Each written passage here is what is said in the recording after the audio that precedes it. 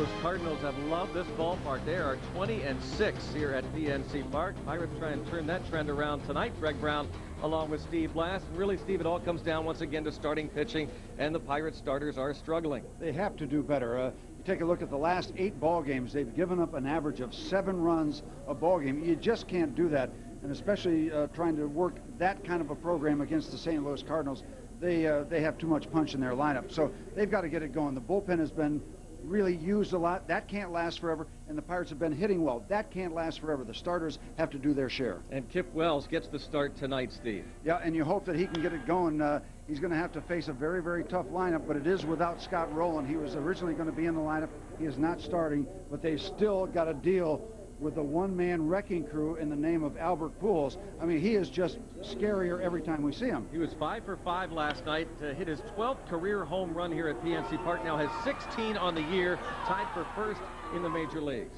Would we possibly consider working around him, even though it's Jim Edmonds? He's a power hitter, but it's not Scott Rowland, so that'll be an interesting story to follow. Yeah, at least there's a possibility there for Lloyd McClendon, because you wouldn't even consider it if Rowland were in the lineup. But now Jim Edmonds, though he is a left-handed batter, has struggled in his career against Kip Wells. We'll see if that works out for the Buccos tonight. Kip Wells gets the start against Chris Carpenter. Pirates and Redbirds.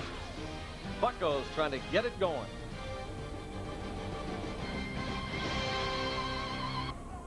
We're back at PNC Park.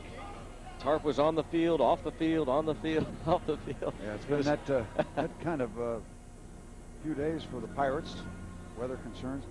You know, Greg, we've been talking so much about the struggles of the starters, and we counter that with the strength of the St. Louis batting order.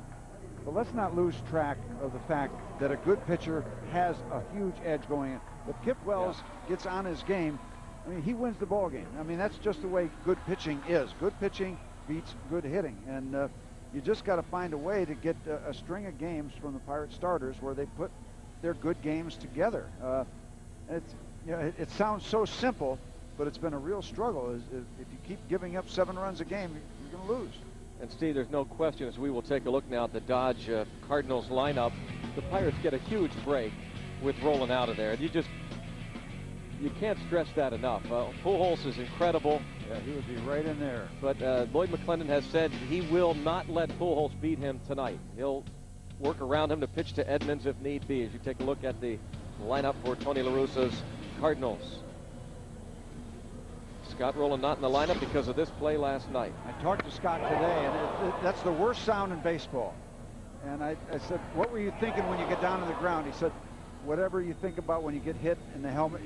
How bad am I hurt, or am I really hurt bad? And he said he wasn't. He said he got to the ballpark today and he was going to try to play, but they asked him if he had a headache, and he looked at him like they were crazy. Yeah, I've got a headache. I got hit in the head last night. And he felt he could have played, but deferred to the caution of the Cardinals and their medical staff, and probably the correct thing to do, because you can get hit anywhere else, and you got a pretty good feel of what your body's going to tolerate and what's happening. But when you get a hit up around the head, I mean, there could be slight swelling of the brain, there can be bleeding of the brain, and you might not be aware of it for a couple of days. So probably just as well. And Scott told me that the more they told him about the possibility as to why they didn't want him to play, the scarier it got. So he said, okay, I'm going to sit one out. He's not happy doing it. This is a guy who wants to play. He's like their Kendall in a way. He wants to play every inning of every game. Still think it's amazing. Maybe we'll get a chance to show you that again.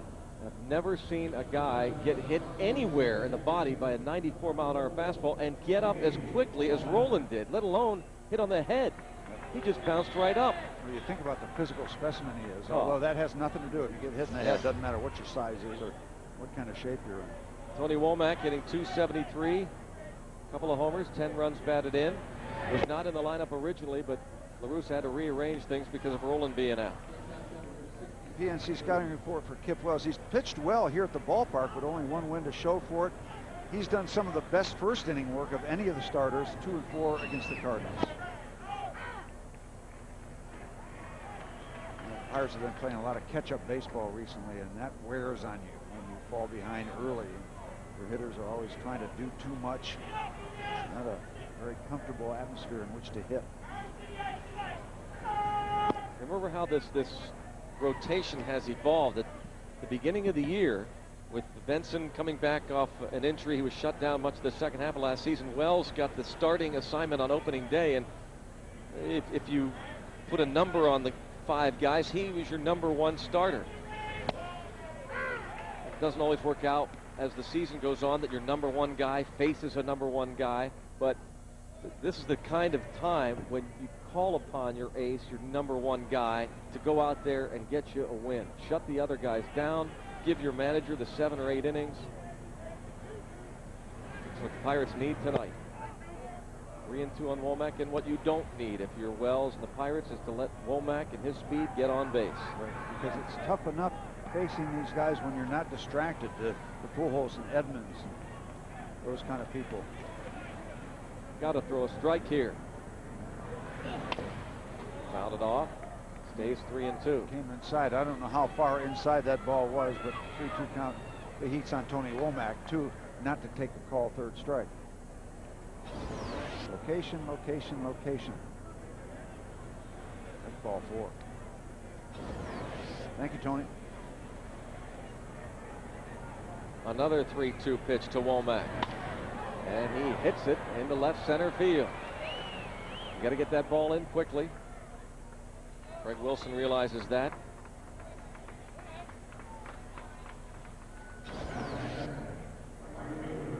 Fastball right there. Tony just slices it into left center field. I'm going to get into the subject of pitches per at bat. I had a long discussion with Scott Rowland. Had a nice visit with him. We're going to use that on our radio Sunday Greats of the Game. And I don't want to tip it too much, but he had some definitive thoughts about seeing extra pitches in a given at bat. Here is Marlon Anderson. He was initially playing second base and the leadoff man before Rowland was taken out. Now Kendall tries to settle down Wells. The pitch got away. Marlon Anderson hitting .295. Tony Womack essentially took the starting second base job away from him. And they better watch Tony. He's got a substantial lead. He's 12 for 12 this year. An experienced base stealer. And without Rowland in there, they might think about running more. This is a good running baseball team to go along and complement the power. You have got your hands full when you pitch against the Cardinals. It is a tough lineup. These guys are big, tough hitters.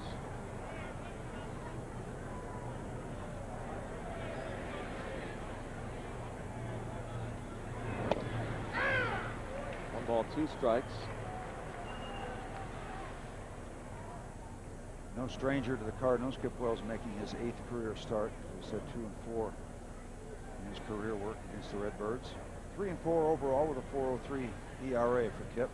Done a good job of keeping the ball in the ballpark. There he is, Prince Albert on deck.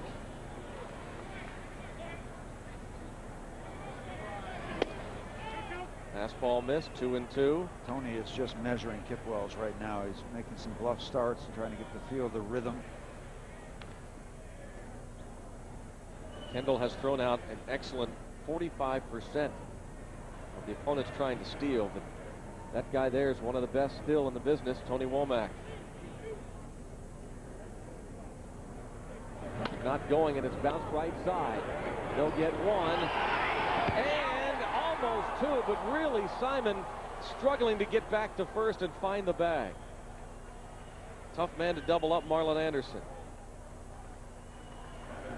But I thought they had a chance to get him because it was a high chop to Randall, so it was a comfortable pick for him. He didn't have to reach down. Gives a good feed to Jack Wilson.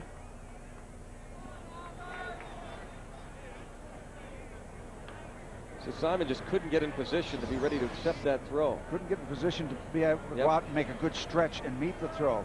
He was fumbling around for the bag, and that prevented him from going way out and getting the throw early, and that might have made the difference in getting the double play. No question, that's what the Pirates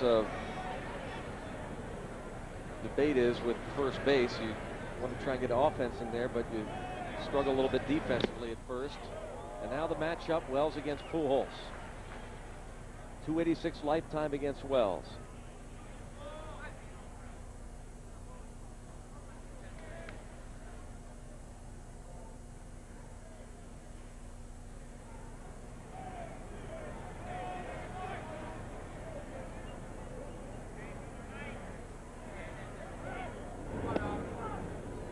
Arlen Anderson, 5 stolen bases in 7 tries.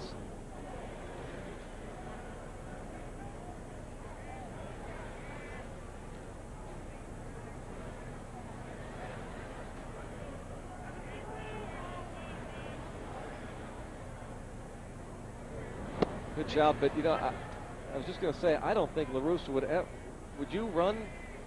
Absolutely not. No way. Because then you open up, you open up the opportunity to work around Albert. Yeah, and there's a guy on base. I mean, that's 2 RBIs right away. I'm surprised the Pirates pitched out. There's just no way you wouldn't think La Russa would run. Sometimes that's when Tony wants to run. Not with this guy at the plate. Nope. It's 2-0. He is unbelievable. Albert Pujols, 17 home runs on the year. 2-0 Cardinals.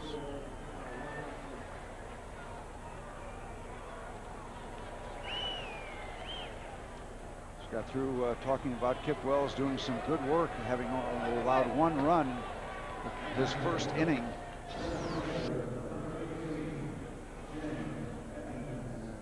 Albert's just simply too strong. Probably wondering what all this fuss is about a big left field here against his heart. It's not big to him. That's his 13th home run in this ballpark. Hitting .420 in this yard. Pujols hits his 17th of the year, has 40 runs batted in. Just like that, the Cardinals lead it 2-0. And you know what else hurt? A double play that should have been turned. Yep. And who knows? Do you have a different feel if you're going from the windup? You never know. I mean, you can't look back and say that if they cut the double play, they'd get Albert out. That's unfair to say that. We go back to, and not that you're doing it in the first inning, but the question about Pujols, and John Kruk brought it up last night on a national show that Pujols has not gotten the respect that Bonds has. And yeah, you're right, because Bonds doesn't have Rolen batting behind him. And Bonds has been doing it for 20 years. Yeah, however, most of the year last season it was Edmonds batting behind Pujols. To take nothing away from Edmonds, Pujols is just ridiculous. I mean, it's got to get to the point where you start considering they never pitch to Bonds.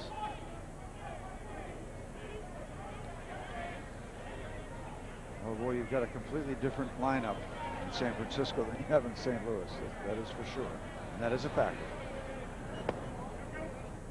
2-2. Kruk's point was that clubs ought to seriously start working around this guy, and eventually it will happen. But of course, we got Rolen with what, 53 ribbies. Yeah, who's batting in back? Who can name the batter in back Barry Bonds this year? Yeah, well, Kent. It used to be Kent. It's fouled off, and they used to work around Bonds to get to Kent. And Kent wound up being an MVP.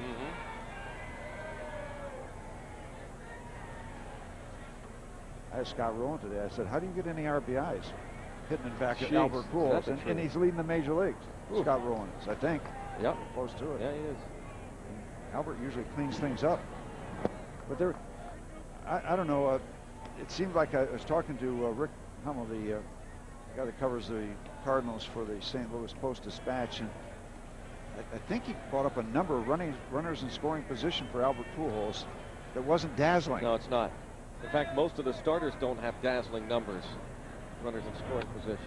So there is the reason that Rolen has been able to get a lot of RBIs, because, well, you know, Albert Pujols has 30. He has 40 now, so he's got a share. He's hitting 269 with runners in scoring position. Rolen hitting 421 in those situations. There's the RBI story. 3-2 on Edmonds, and now Wells walked him. Check out the Pirates defense, brought to you by Rico. Bobby Hill makes his 3rd major league start there, and he has looked real good at third base for the Pirates in a brief time. Jack Wilson at short, Jose Castillo, Randall Simon on the right side of the infield, Craig Wilson, Rob Makoviak, Darrell Ward in the outfield, Jason Kendall behind the plate.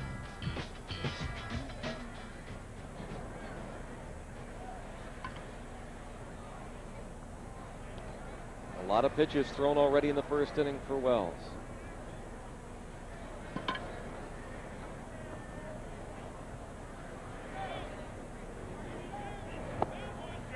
And it's ball one on Langford.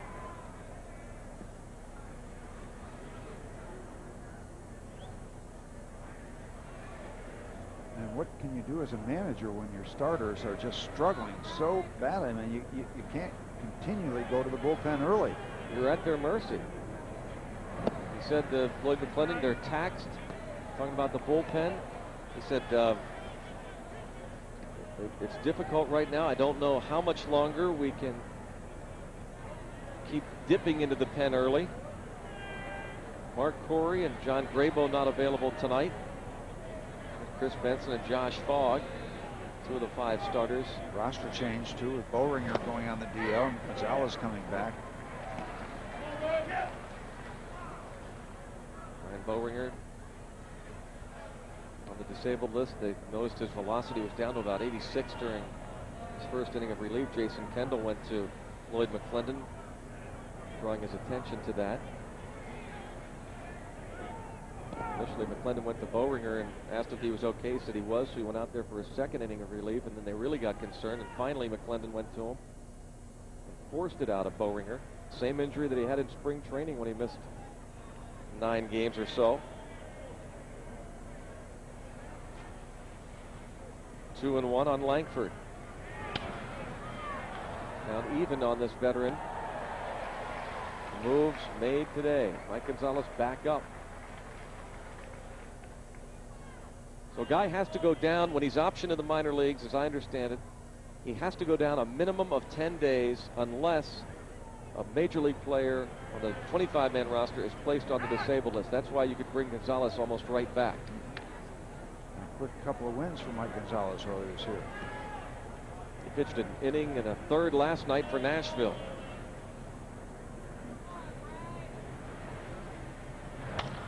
Up the middle, past Wells. That might work out to the Pirates' benefit. It does, as Simon is able to stay on the bag before toppling over.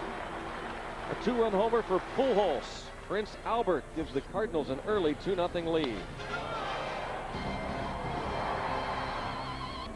Bottom of the first inning, Pirates come to bat trailing 2-0. These pesky Cardinals. Pirates lineup is brought to you by Chrysler. Jason Kendall has an 18-game hitting streak. Jack Wilson follows. Darrell Ward has a 9-gamer going. Greg Wilson, Rob McCoviac, Bobby Hill, Randall Simon, Jose Castillo, and Kip Wells facing Chris Carpenter for the first time. Former Toronto Blue Jay. Sitco scouting report for Chris Carpenter. Thrown up 12 home runs in 9 starts, but he's won his last 4 decisions. Ground ball guy, not a power guy. He'll give you a lot of ground balls. And just 46 hits in 58 innings. Very good ratio. Won 54 Major League ball games, says Chris Carpenter. He was a first-round pick of the Blue Jays in 1993. Spent a lot of time on the disabled list.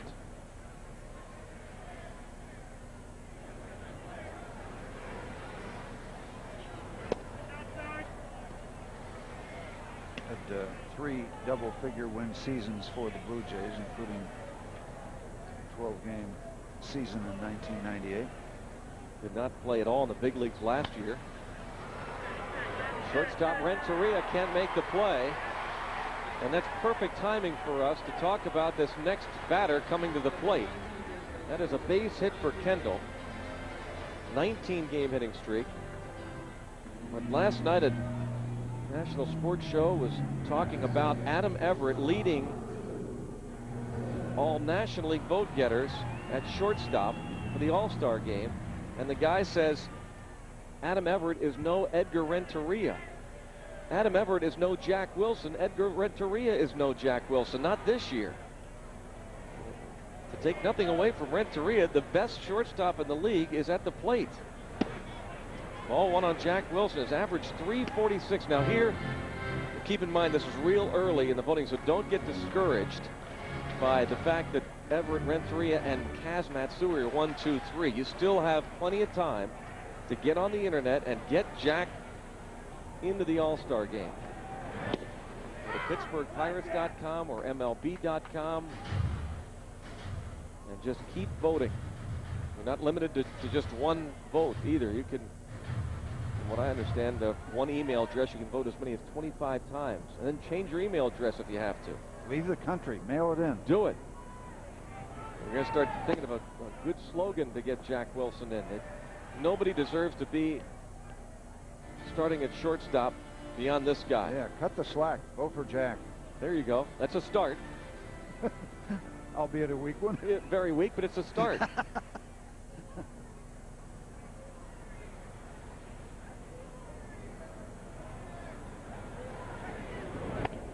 I actually went out to see what some of the Woodrow Wilson campaign slogans were when he was running for re-election, and they were no good. They were terrible. So we got to come up with our own. Yeah, it worked in the 20s, but I don't think it's going to work now. Now to play, Jack Wilson, 71 hits, second most in the league behind Sean Casey, who doesn't want to let up, by the way, in case you missed it. Sean Casey not only broke up Dontrell Willis's perfect game with a 2-out single to left field with the Reds down 1-0 to the Marlins down in Miami, but for good measure, the Upper St. Clair native hit a 2-run homer in the top of the 9th to beat the Marlins 3-1. 3-2. Freaky. The Cincinnati Reds are freaky. Don't say that. Don't say that. They are. That's the story, I think, in Major League Baseball. Early going, first quarter of the season. Runner goes, bounced left side, backhanded nicely by Mabry, who gets his man. Now, not only are they missing a potent bat at third, but John Mabry gets his first start over there this season. John Mabry can play anywhere, I think. I've seen him in left field, right field, and third base. I've seen him play first base in the big leagues. It's just the second time this season that Roland hasn't started at third base. Take a look at the Cardinals defense while we focus in on the veteran Mabry. It's brought to you by Pepsi. Edgar Renteria at short, Tony Womack at second base with Albert Pujols at first. The outfield, Langford, Edmonds, and Marlon Anderson with Gold Glover Mike Matheny behind the plate. Darrell Ward broke up the Jeff Suppan shutout bid last night. Towering homer, his 7th in 19 games. There's your offensive highlight film from last night.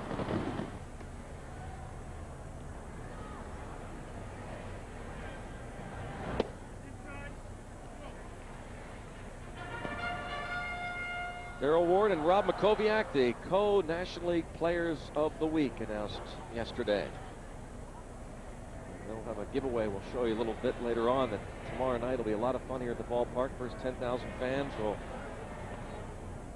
be given a T-shirt commemorating either the Darrell Ward cycle or the Rob Makoviak 20-night doubleheader. Memorable ball game. Take a look at the National League Co-Players of the Week. One T-shirt tomorrow night will have a picture of Makoviak with the slogan Mac Daddy, and the other will have a picture of Darrell Ward, the slogan Ward and Son Cycle Shop. He and his dad Gary, the only father-son combo to ever both hit for the cycle in Major League history. That's tomorrow night. First 10,000 fans will get one of those T-shirts.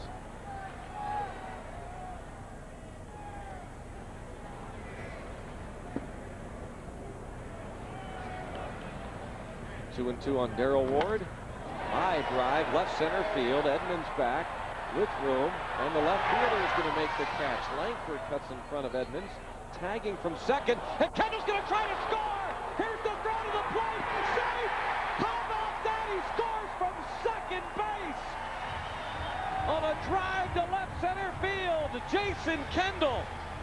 Yep, the motor never stops for Kendall. It never stops. Picked a great time to do it. Langford way out by the bullpen, and there's the mistake. There's the mistake, and John Russell had to coordinate with Jason Kendall, and the Pirates steal a run. That is some kind of sac fly from second base. Yep. And that is going to be on the shoulders of Ray Langford. He created the opportunity. Jason Kendall kept the motor going. Darrell Ward will thank Jason Kendall and Ray Langford for a gimme sac fly. Deep part of the yard. Langford pulled off Edmonds. There's a shot off the glove of Renteria. So 2 miscues. That will be charged an error. The Langford play will not be an error, but he will hear from Tony La Russa when he gets into the dugout. It's hard to believe a veteran like Langford would make that kind of mistake. They'll give a base hit to Craig Wilson. Okay, yeah, that's good news. He is 4th in the league in hitting at .353, so the Bucks down a run. Chris Carpenter has given up 12 homers this year, tied for 3rd most in the league, even though the opposition hits only .219 against him.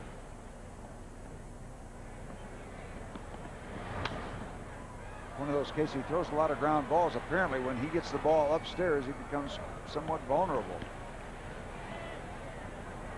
You know, we talk about a lot of it being on Wells' shoulder, and that's where it all starts. But to break out of this, you might just need to outscore somebody and go toe-to-toe. Again. Whatever you can, yeah, whatever you can do to get a win. And you're going to have to do it in the rain for a while because... Well, that's a pretty rain. I hate if there ever is a pretty rain. But how about the rainbow above the city of Pittsburgh?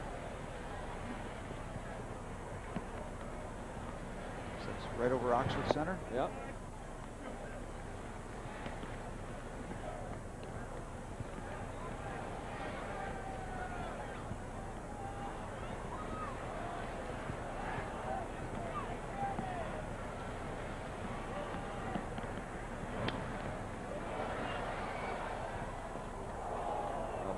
Count of 2-2. We have had these abrupt. Now there's a better shot, Steve. Yeah, there we go. Yeah, I don't know if we can illustrate, at least point to it somehow. Yeah. There. And your pot of gold is right over in here. Or if Makoviak hits it up in here, you get a pot of gold right there. Meanwhile, Makoviak is caught looking, but Bucks get an important run in the 1st inning. An infield single, a ground out, and a sac fly from second base. Now the Bucks get a run thanks to some shabby Cardinals defense. Go to the top of the 2nd.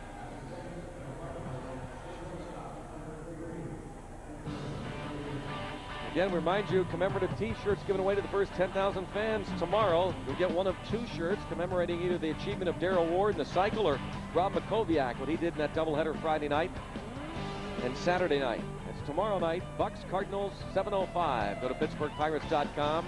Just call 877-893-BUCKS. It's also a kind of a throwback night tomorrow. We go back to the 50s.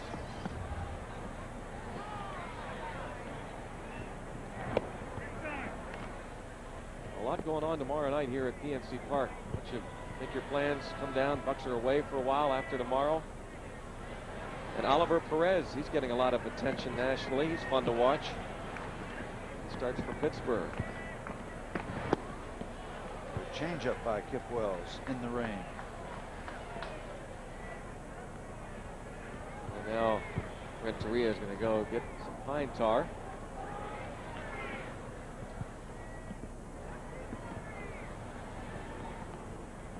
This actually could be a portrait because this rainbow is going completely over the playing surface. Isn't it something? From foul territory in left field, foul territory in right field. A distinctive rainbow. We've got rain, we've got sunshine, we've got rainbow. Got a guy scoring from second on a sac fly. And there we have a foul ball. Got it all. Yep.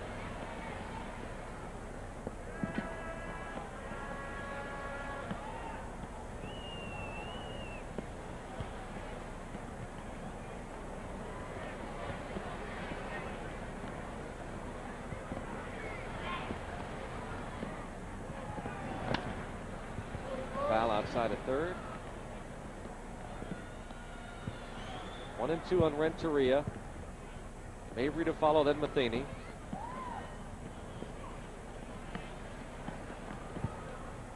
Even tough for Jose Akendo, third base coach, to make the play. There's been some shaky defense early in this ball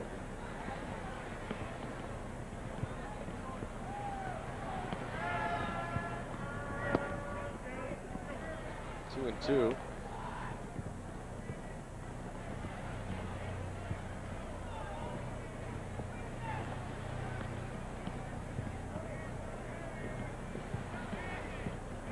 really looks worse on that monitor than it is here. Wouldn't you say, Steve? Yeah, that looks like something from Hollywood, Yeah, where they're creating that looks like Gene Kelly stuff. Really just a drizzle, and that rainbow is just unbelievable. Yeah, you're going to colors have of that the thing. whole spectrum today. Man. Sunshine, clouds, rainbow, later on full moon. Wow.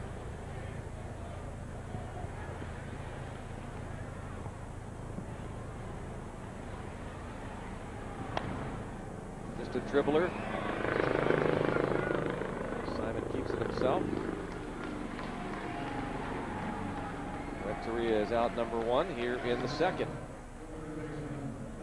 With John Mabry. That's a painting right there. Isn't that gorgeous? You have the finest cameras money can buy, but still doesn't do it justice. Yeah, it is absolutely spectacular. John Mabry playing in his 8th game since his contract was purchased from the minors and hitting .320.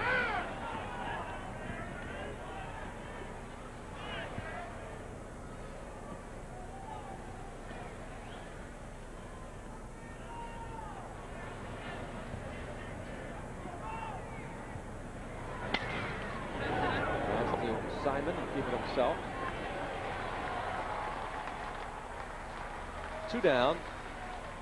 And now Mike Matheny, and a chance for Wells to have a 1-2-3 inning after his club got him a run. Leading hitting .253 this year, a lifetime .308 hitter versus Kip Wells. And we're hoping for that last night too, when Ryan Vogelsong got 2 quick outs in the second inning, and it didn't stay that way. Cardinals added 2 more.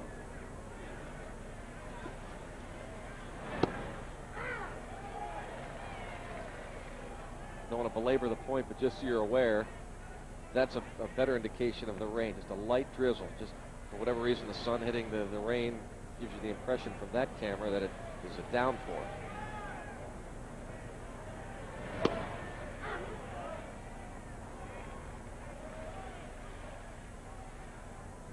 Bill Miller with the right hand up. He is working home plate. The men in blue. Bill Miller behind the plate. Brian Gorman, Dale Scott, Ron Culpa, the umpires around the bases from first to third. Culpa said working home plate last night that when Rolen was hit by that pitch, that was the loudest sound he had ever heard for a guy getting hit by a pitch. It's the worst sound in baseball. And it just echoes around the ballpark. It's distinctive. Everybody knows when you hear that, you know what has happened.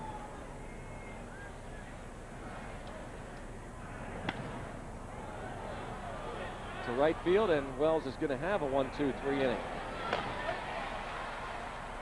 Bottom of the second, and Bobby Hill will lead off for Pittsburgh.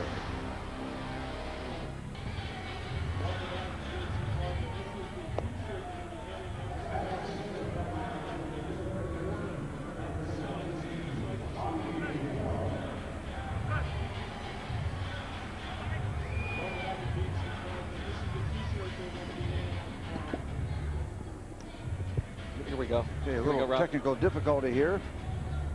Here we go. We got the extra mic now? Yep. There we go. Can we see? Can they see the T-shirt? Too late now. Well, that's the T-shirt they're going to be. There we are. Okay. There we go. Okay, there we go. Ward and Son Cycle Shop to commemorate the cycle hit by Darrell Ward and his father Gary Ward, and turn back the clock day tomorrow. So apropos that they would be handing it out at that time. A lot of things going on at the ballpark tomorrow night. Should be fun. I guess, Rob, they're going to have some fans will get this one, and then some will get one with Rob Makoviak. Aha, that's the other one. Here we go. Can we see that from down there? Or there's a Mac Daddy. And look at that, the bottom there, Rob. That they've got a DOB, date of birth, 5/28/2004. For little Garrett Magovia. Yeah. There it is. Yeah, I have 2 mics. Only one of them works. Well, let's do 2 mics for 2 t-shirts. That's exactly it. So there's what they're going to be giving out tomorrow for Turn Back the Clock Day. So a great event for fans to come out and check it out, and the usual events for Turn Back the Clock Day coming up tomorrow. Now, will you be joining us tomorrow? I will not be. You'll not be. I will be turning back the clock and going back to the studio. Okay, because I understand that everybody is going to be wearing some kind of costume from the 50s. Oh, I'm right up to date then. So, Steve, you don't have to change. No. Yeah. Well, it's I'm night ahead of the- baseball. I'm right? ahead of the curve, yeah. So you can't go back any further than 1940, which was when the first night game was That's played right. here in Pittsburgh. That's right. I guess that turn back the clock night last year was so popular. Said the Red Sox were in town for that. Randall Simon. Fly out to right. Hey, Rob, you've seen enough baseball over the years. What about that Friday night game, that twilight doubleheader? That was unbelievable. It was amazing, and you know, for anybody who's has any children, your first child, I think, is the greatest day of your life, no matter what.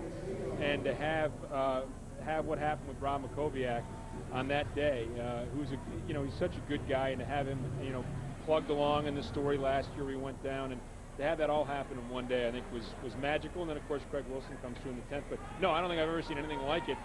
And you're thinking that the losses, you're thinking, this is a terrible loss in Game 1 to blow that lead, and then you come back and win it. And in Game 2, you're thinking, boy, it would have been nice to get the sweep. So the drama involved, I think, added to it. It was a wonderful night. It's a great personality mix with the events. Right, exactly. So again, as Rob showed you the T-shirts, one commemorating the Darrell Ward cycle in St. Louis, Ward & Son Cycle Shop, and the other Mac Daddy with the date of birth of his son Garrett. Tomorrow, 10,000 T-shirts given away, and you'll get one of those too at random tomorrow. Castillo swings and misses. Thanks to Rob King for that. We'll be checking in a couple of times here tonight as the Pirates try to figure out these Cardinals. 20-6 they are here at PNC Park. They've won 12 of the last 14 games played here.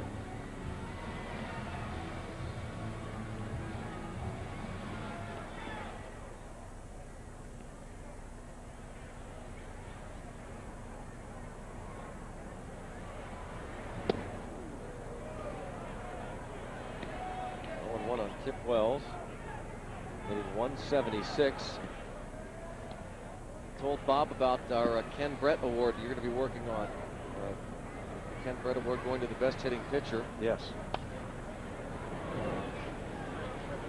The thing is, if you get perimeter people involved in that voting, bribes are rampant. Oh, rampant. Which we accept readily. Well, there's no reason not to, right? no reason not to. It's pretty much the only thing you can do is accept it.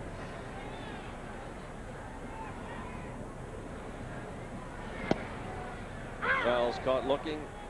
Third K for Carpenter, so he hits the first batter he faces, Bobby Hill, then gets a fly out and 2 Ks. 2-1 Cardinals. Pirates Baseball on Fox Sports Net is brought to you by Chrysler. Drive equals love. And by Aflac. Ask about it at work.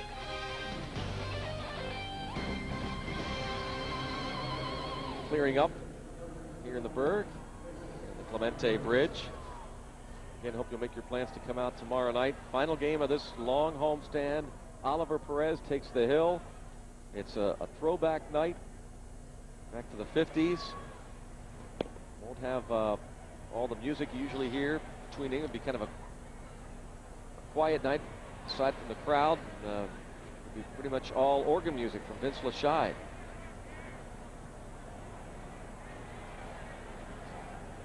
Scoreboards be working and all that sort of thing. Yeah, less, I think volume, yeah, right. Less sound.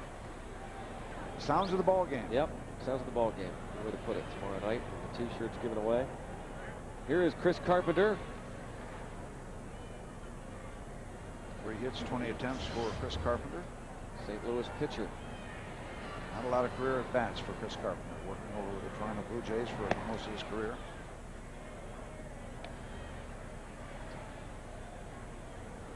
Coming back from arm surgery. Looks like it's a success. 5-1. Back in it nicely by Castillo. He didn't have to hurry as much as he did, but does the job. I guess that'll come with experience. Yep. He'll realize he can set himself. Got the job done there without incident, but higher percentage to make a consistently good toss over to first. As you know, the pitcher is running. Different story with this guy at the plate. Yeah, you better unload in a hurry.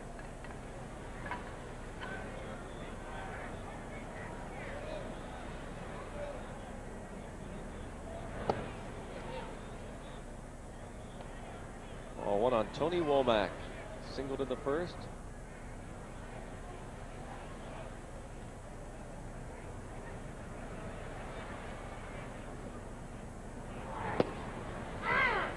I think it's kind of neat when you got a chance on the same evening to see a rainbow and a full moon. Yeah. It's pretty special. I think we got a good chance for that tonight. Showed bunt, and the home plate umpire, Bill Miller, said he did not offer at that pitch. There's an experienced bunter right there that makes the commitment and then can shut it down at the last moment, decide that he doesn't want to give it a try right then. When you're learning the art of bunting, many times you can't stop the attempt once it starts and goes that far along.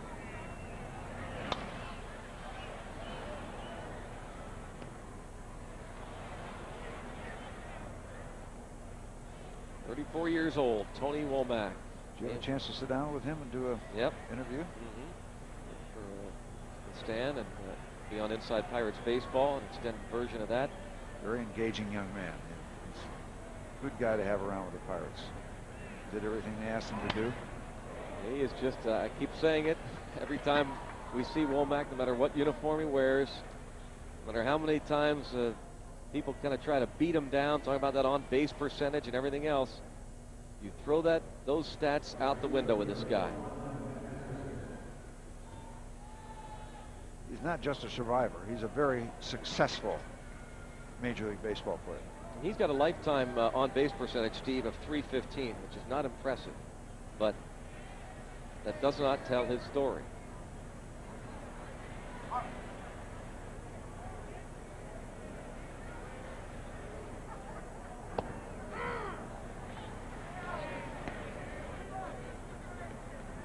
Now everybody has to worry about his great speed that he has. Anderson will check with Jose Akendo, third base coach. There's the chance for the run and hit. If I'm not mistaken, I think it was Tony La Russa who talked about the number of factors involved when a guy with Womack's speed is on first base. It changes. The Wells has to keep worrying about throwing over there, keeping him close. You tend to throw more fastballs to the hitter. Yep. The middle infielders have to worry about who's covering.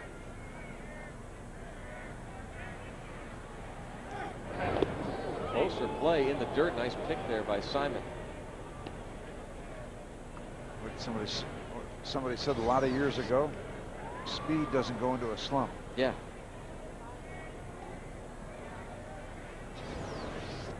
Close play at first base.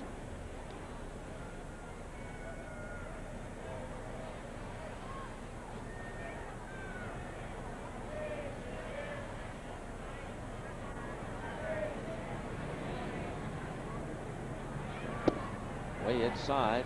A factor too, the first baseman has to stay at first base to hold the runner on. You create the big hole between first and second.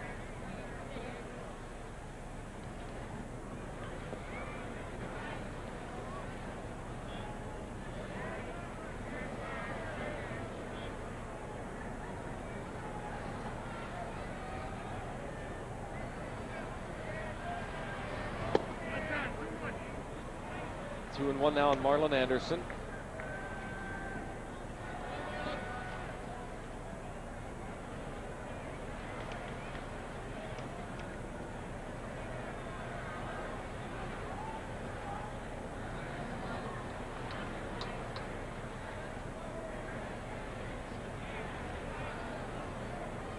And there he goes.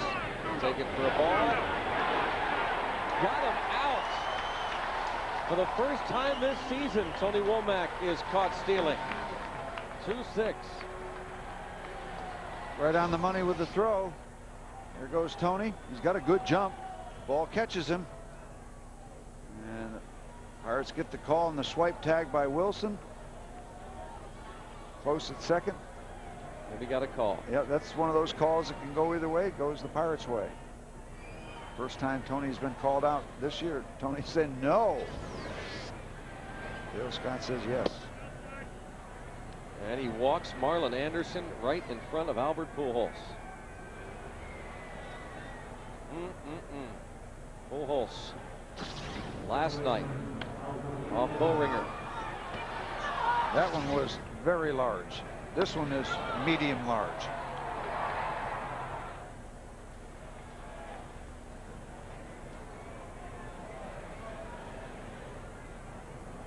Now 17 homers to retake the major league lead.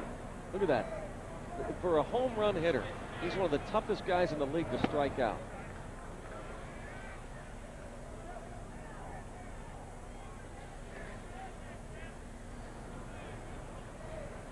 It's ridiculous. It is ridiculous. It's one of the reasons why people thought he should have been the MVP last year, because they say, unlike Bonds, he'll expand the strike zone.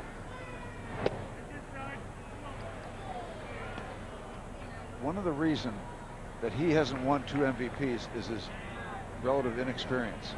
I bet there are a lot of voters that, well, you know, he's not been around long enough. Well, that doesn't have anything to do with it. You got to take a look at it, at the individual season. What a season it was last year. Led the league in hitting at 359, 43 homers, 124 RBIs, scored 137 runs. This is just his 4th season in the major leagues. Lloyd McClendon before the game was not trying to downplay the amazing statistics through the first 3+ years, but he said, check back with me in about 10 seasons. He keeps it going. Yeah, he's well on his way to having a sensational career. 3-1. You can't tell the future, but you know, every baseball person that has seen him will tell you that if he doesn't get hurt, there's no reason this ball shouldn't continue. Good pitch there. Yep. Went away from the fastball, in under the hands.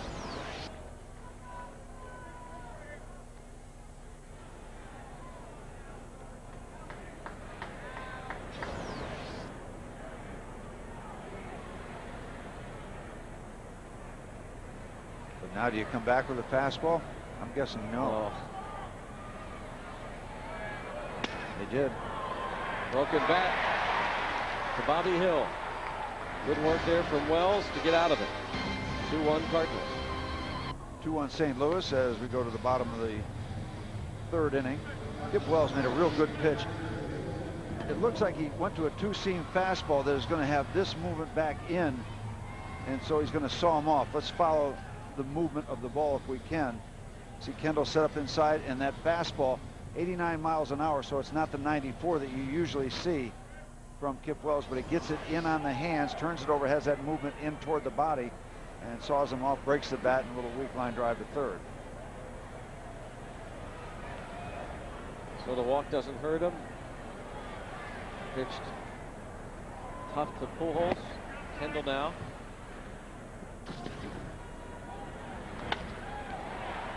Don't see this too often. Yep, Jason's tagging up. He's going to get the information from John Russell that tells him not to stop until he's safely at home. Sac fly that went 180 feet. Kendall scoring from 2nd. Infield hit in the 1st to extend his hitting streak to 19 straight games. Didn't want to, as you can see. 1-2. When you think about that run, what, infield base hit and run? Infield, yeah, ground ball that got him to 2nd, and the sac fly to left center.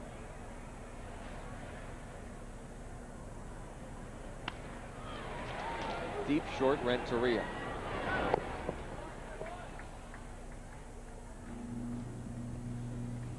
One out in the 3rd. Now Jack Wilson.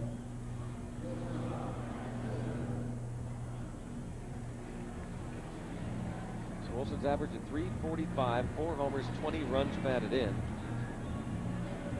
Showed you the all-star voting.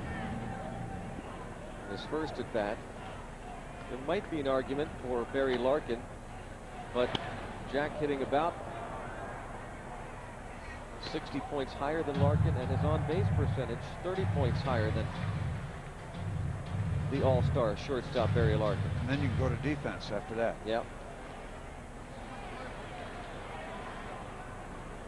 And end of story there. The Gold Glove caliber defense that Jack Wilson has provided at short. Lloyd McClendon was pleading Wilson's case to the national guys who were in town. really have to spread the word, get it out to the rest of the country.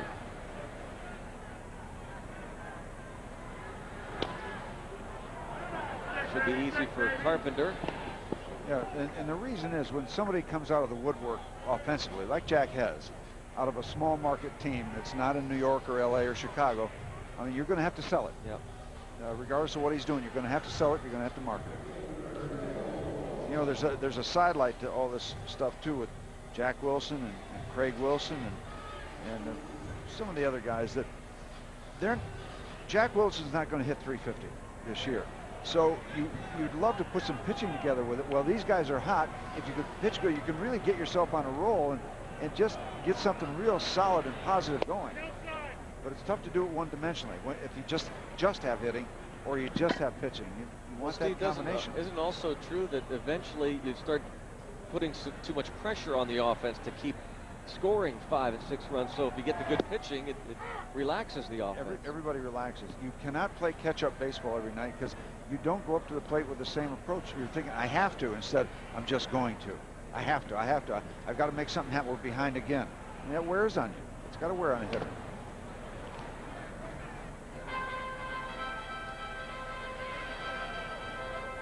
Darrell Ward now with 20 runs batted in 20 games played.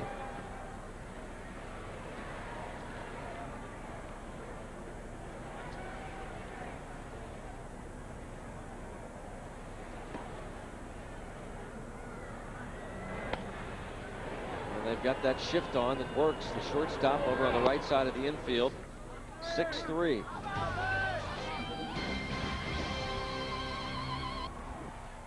Welcome back. Trivia question: who won the National League Award for Fireman of the Year in 1975? Best reliever in the National League that year, 1975.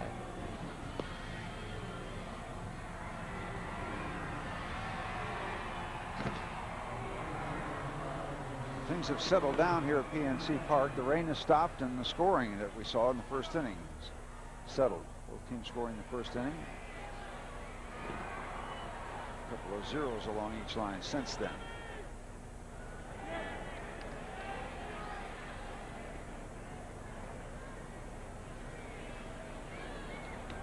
Edmonds moved up to the cleanup spot with Rolen missing this start.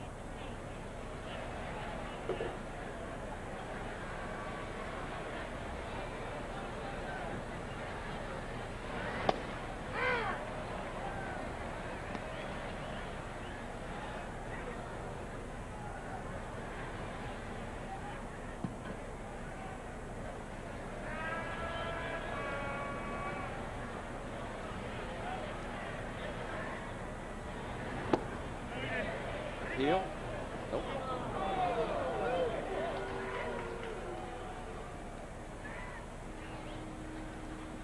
Scott Rolen had kind of a sheepish look on his face when I talked to him tonight. He said, well, I guess I'm a bench player tonight. Just the second time this season. 6'4". It's just a little bit funny to look at a guy of that stature. I mean, he just looks like an absolute horse, and he's been, well, I guess I'm kind of a bench player. By the way, well, on the subject of Rolen and getting hit by the Vogelsong pitch last night, he told Rick Hummel of the St. Louis Post-Dispatch last night that he says, I'm a Vogelsong fan. He called me and apologized. He was first class, very professional. Yeah. Well, even after he was hit, Ryan Vogelsong came over toward the first baseline when Scott Rolen was heading down to first base. Vogelsong called him after the game, made sure he was all right.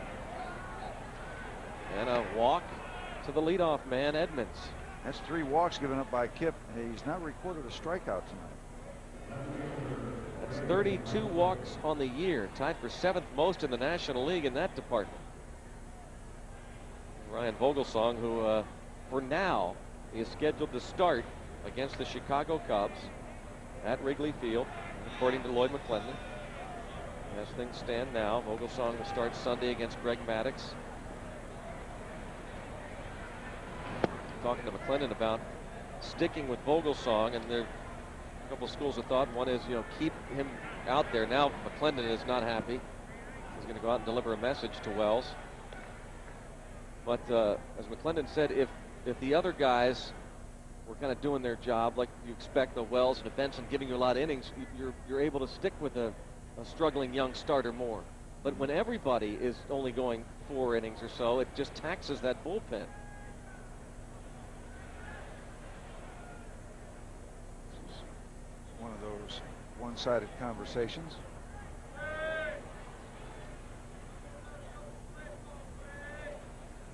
Benson scheduled to start Saturday afternoon. Fogg Friday afternoon against Mark Pryor to make his 2004 debut.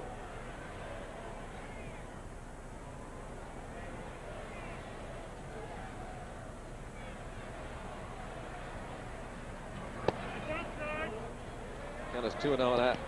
I don't know that, I'm not suggesting that Vogelsong won't make that start on Sunday, but I'm getting the impression that over the next couple days there are going to be some more changes on this club, and I don't know what those are, but things aren't completely settled just yet.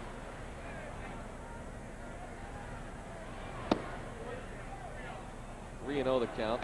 One roster move made today. We told you Boehringer on the DL. Mike Gonzalez, left-hander, up.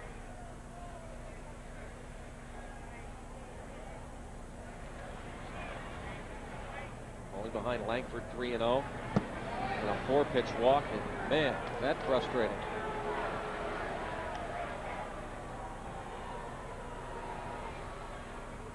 Four-pitch walk to Ray Langford.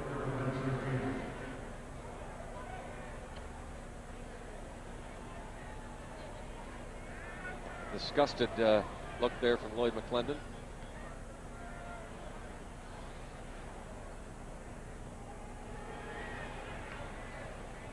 Renteria hits into his share of double plays with La Russa think of bunting him.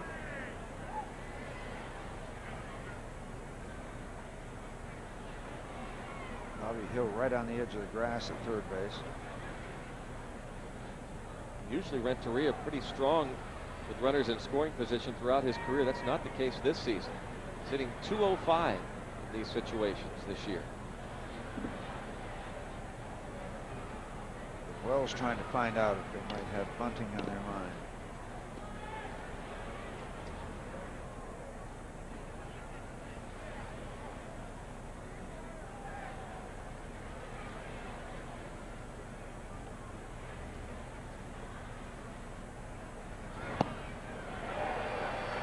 Answer is no, they do not. At least right there. Was Kendall crossed up on that pitch? Got the breaking ball. Yeah, he was. Yep. He's looking upstairs, and the bottom dropped out of that pitch. It's a good recovery by catcher. That can invite disaster. If that pitch is to the side, left or right, you've got a real problem. Jason was fortunate in that the breaking ball was kind of in the middle of his body, and he could just adjust as best he could. An easier adjustment than had it been outside or inside.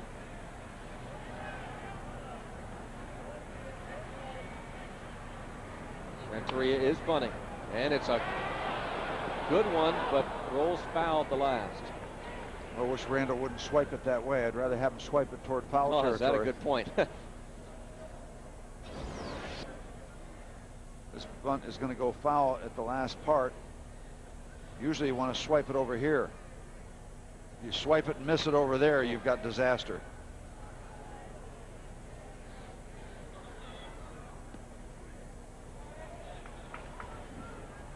(0-2) on Renteria. Leadoff walks to Edmonds and Langford, with the Pirates trailing by a run in the fourth. Left-hand hitting Mabry on deck. Now 0-2. You'd think they'd take the bunt off.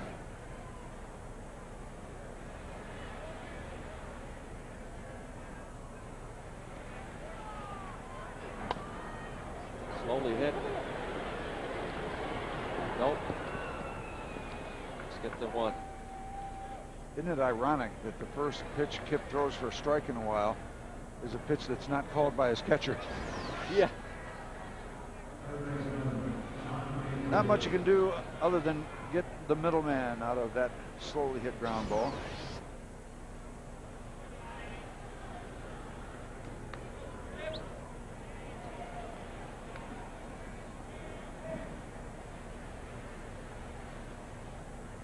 Edmonds to third, Renteria at first. Infield looks for a double play ball here from Mabry.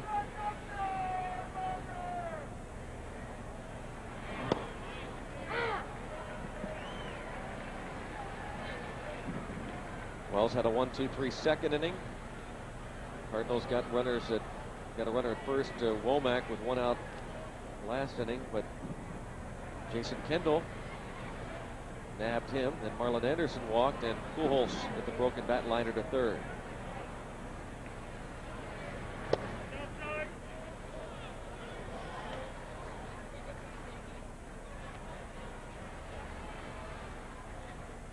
You might think John Mabry is very difficult to double up because he's not hit into a double play, but he's only been with the Cardinals about 6 or 7 games. Joined the big club when we were in St. Louis.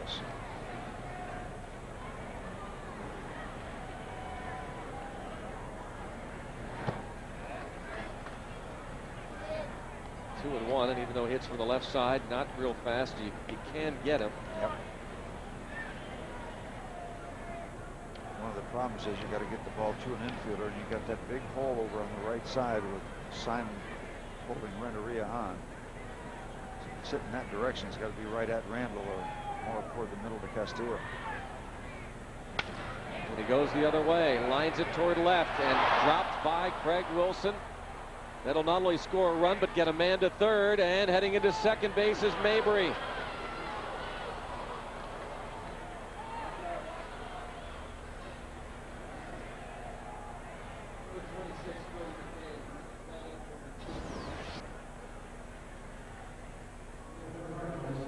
So a bad result for the Pirates here. Yeah, and that ball really should have been caught. That was not on the grass. That was about knee high, and then after it got away from Craig, you got a wet surface, kind of spinning his wheels.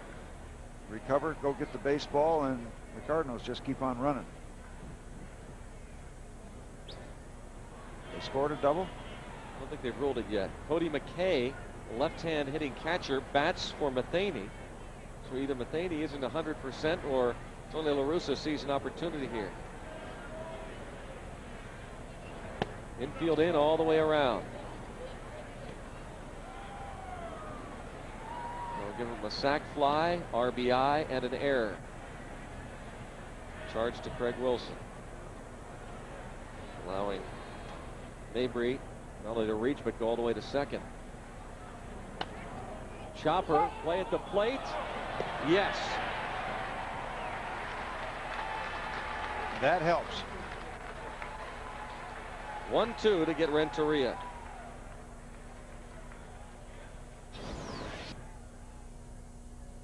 Renteria makes the commitment. Kip Wells doesn't panic, gives Jason Kendall a good feed, and they get an important out.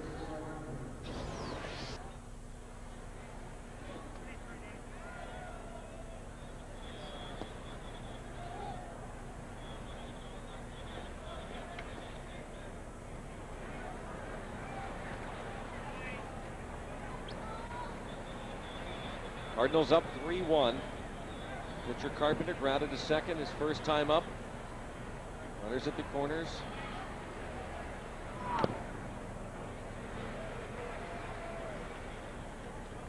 Those walks. Those walks.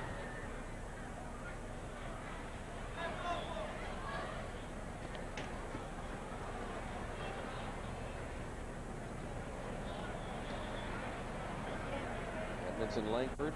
Bases on balls. Edmonds scores.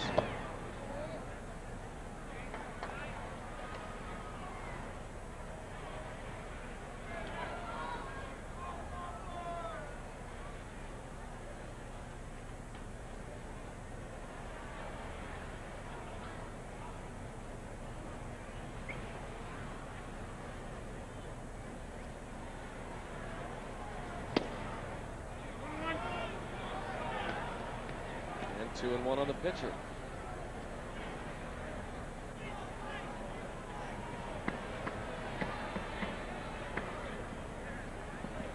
Underlying theme here is that the pitch count for Kip Wells is going higher and higher, and so Matt is going to have to go into the bullpen again and see if he can get 3-1.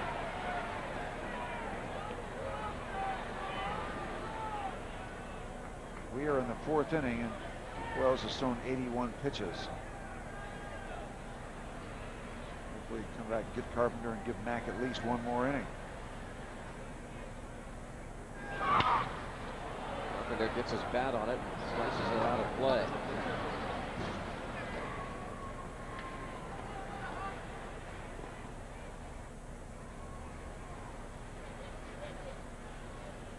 I don't think that theory of the more pitches you see, the better hitter you're going to be applies to pitchers trying to hit. I don't think it works to that degree. I always felt that the more pitches I saw, the worse trouble I was in. Grounded to second.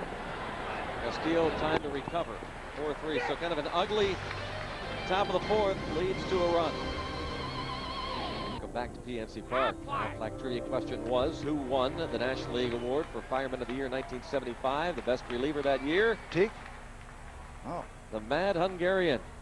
Al Raboski, the former Cardinal, led the league with 22 saves, 13-3 record. Best winning percentage in the league is ERA 1.66. And he finished 3rd in the Cy Young balloting that season. Mad Hungarian. Oh, man, there he is without the beard, and there he is. Color announcer on Cardinals telecasts. His 10th year as a television analyst.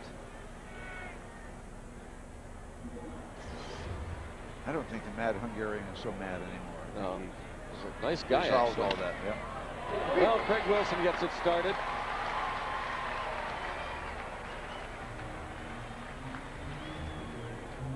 Craig Wilson just keeps on hitting. Cody McKay stays in the game behind the plate. Mike Matheny left with a muscle strain in his left side.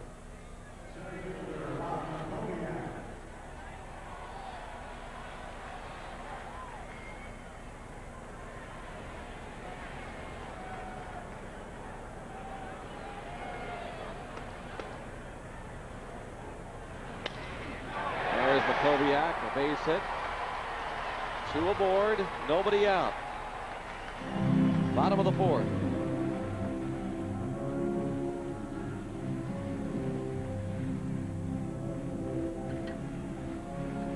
Brings up Bobby Hill.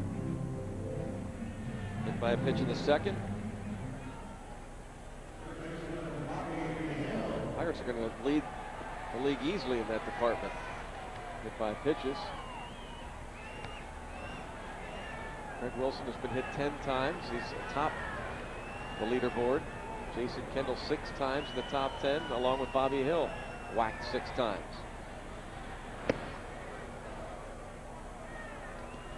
Bobby's got to be saying, why me? I don't even play all the time. Pirates were hit 10 times in that 4-game series against the Cubs, and the Dusty Baker was saying these guys just don't get out of the way. Not that it was intentional. 2-0 on Bobby Hill. Dusty has a point to a degree. But 10, come on now. 10 in one series. I think that's a little much. I think that's a little much, and I think that remains in the file as the Pirates get ready to head to Chicago. Mike Johnston said as much. He said, we'll just see what happens. I'm not going to say anything, but look forward to the next meeting. Bobby Hill lines this one deep to right field, over the head of the right fielder Marlon Anderson. Runners had to hold, and caught between second and third, not knowing what to do, was Makoviak. He finally goes to third base, but by then it's too late. In the meantime, Bobby Hill figures out sneak into second. That was kind of a keystone cops on the bases, but it leads to a run. And leaves the Pirates in real good shape at second and third with nobody out. A lot of stuff happening here. First of all, he goes down and gets the ball off the ground and plants it against the fencing in front of the scoreboard. It dies right there. So Anderson has to go get it. Bobby's backing up. Bobby's going forward. And you should have seen Makoviak between second and third make about 4 stops. For each run the Pirates scored this season, Safe Auto donates $5 to the Pittsburgh chapter of the Special Olympics. You are safe at home with 1-800-SAFE-AUTO. I think it's a base hit and an error on the right fielder. Yep.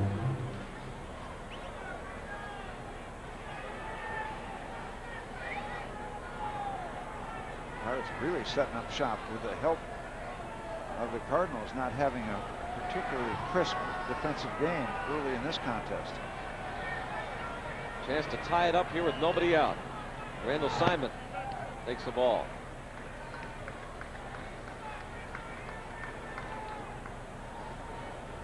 I don't know if Bob Herzl is the official scorer tonight or not. He's getting a workout, isn't he? They're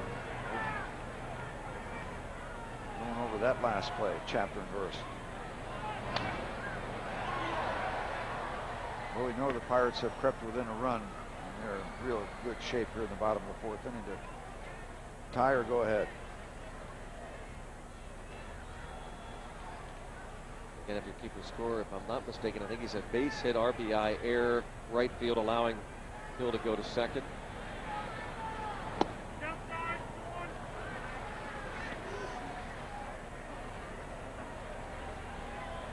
Two and one on Randall Simon.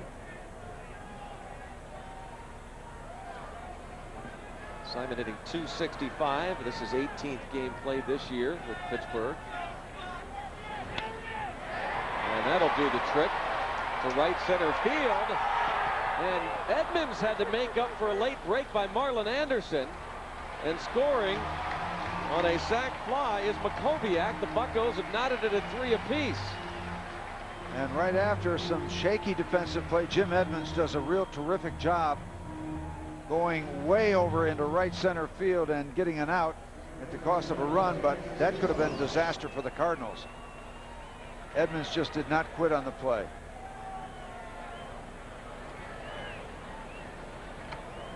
Yep, Jim gave a look at Marlon Anderson, saw he wasn't going to get it to it, and then started hollering, "I got it," and chased it down. Big time play. Castillo did not look good in the strikeout in the second. 1 out. Bobby Hill at second base. 3-3.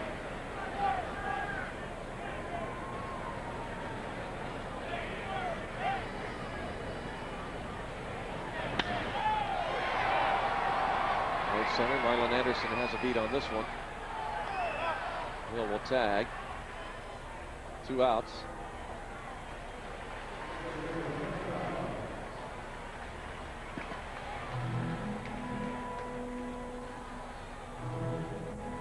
Hill's talking to John Russell about the previous play, about whether he thinks he should have tagged and moved to third.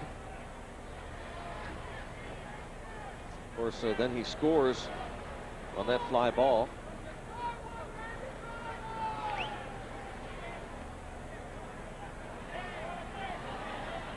Three game. Marlon Anderson making just his 4th start in right field.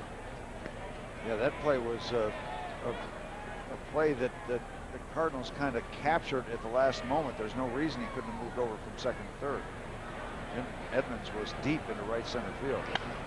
I think Hill kind of upset with himself, talking to John Russell about that play.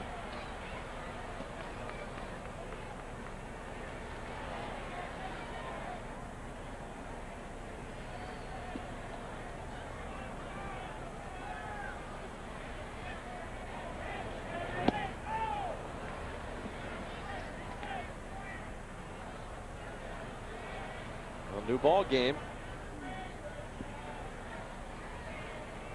3-3.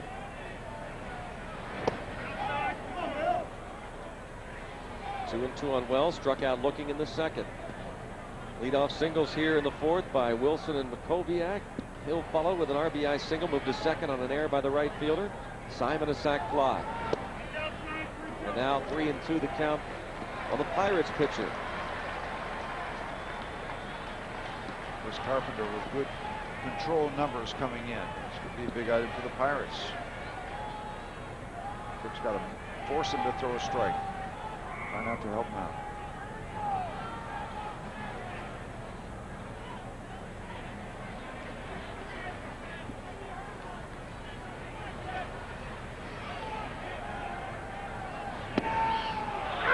Struck him out looking. The Bucs tie it up. 3-3. Welcome back to PNC Park. We got a brand new ball game here. The Pirates played a couple in the bottom of the fourth. It's a 3-3 game. Time now for our Corona miles from the ordinary. You want to talk about a shortstop who was miles from the ordinary? How about Ozzie Smith? Ozzie played 19 seasons. The Wizard had 15 of those seasons with the Cardinals and won 13 straight Gold Gloves at shortstop. 2 with the Padres, 11 with the Cardinals. He led the NL. What a play there. That's one of the greatest of all time. Led the NL in fielding percentage 7 times. Had a career batting average of .262. Finished his career, though, with 2,460 hits. Ozzie was inducted into the Hall of Fame in 2002. Would have made a nice little double play combination with Bill Mazeroski. Of course, Maz played with some slick fielders in his career. Here's a closer look at that shirt we were talking about earlier. You can zoom in on this maybe, too. This is the Mac Daddy shirt that will be given away tomorrow on the Turn Back the Clock Day. And this is the Ward and Sons, established May 26, 2004. Darrell Ward and Gary Ward, the only father and son combination to ever hit for a cycle in the major leagues. Guys? All right, Rod, thanks very much. Yep, nice piece. Yeah, nice look at that shirt for tomorrow night. And it was Jay Bell who ended that string of Gold Gloves for the Wizard in the mid-90s. Tony Womack takes a strike. Jay Bell won it in '93, ending that long string of Gold Gloves. And now carrying the torch, Edgar Renteria has won 2 in a row. Nice double play combination that is inducted into the Hall of Fame. Bill Mazeroski and Ozzie Smith. Yep. Rob was talking about some pretty good ones that Maz played with. Gene Alley and Dick Grote. Absolutely. They could do some serious double play business, and they did. And you and I were talking recently about it. We're real anxious to talk to Maz about what he thinks of the quick pivot by Jose Castillo, this rookie who was switched from short to second last year when Pokey Reese got hurt at the big league level. The Altoona Curve manager Dale Swain was told to move Castillo to second base.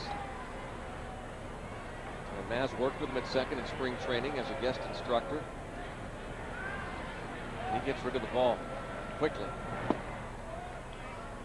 Interesting, too, you talk about guys switching. Gene Alley was a really, really good second baseman in the minor leagues for the Pittsburgh Pirates, but he wasn't going to play second base, so they moved him to short, and he became a terrific major league shortstop. Isn't that interesting? Because the guy at the plate was a pretty good shortstop in the minor leagues, but he wasn't going to play short in the Pirate organization because Jay Bell was there.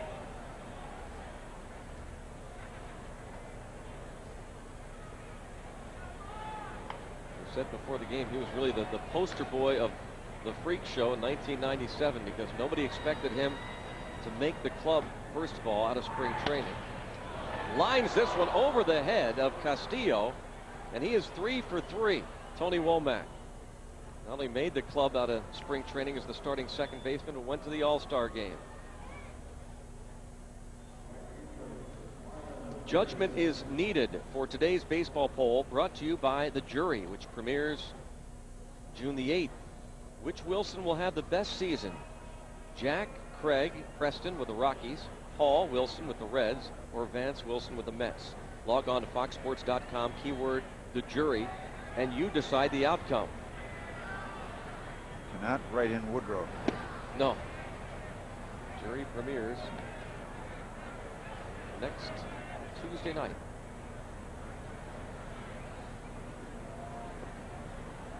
Want to know on Marlon Anderson. Can write in Roger Wilson. Roger always has a good year. Yep. Pretty much a lock. The Pirates equipment manager. He's going to have a solid year.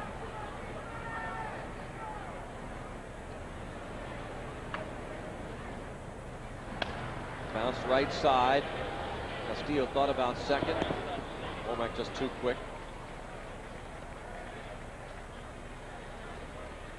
1 out. Now first base is open, Steve, in a tie game. Walk him. Put him on. This is the perfect example of what you would do with Barry Bonds coming to the plate. The Pirates at least will show that they're going to pitch to him, and to Wells' credit, he got him to line out to third on a broken bat on a 3-2 pitch. Pickoff try, no throw.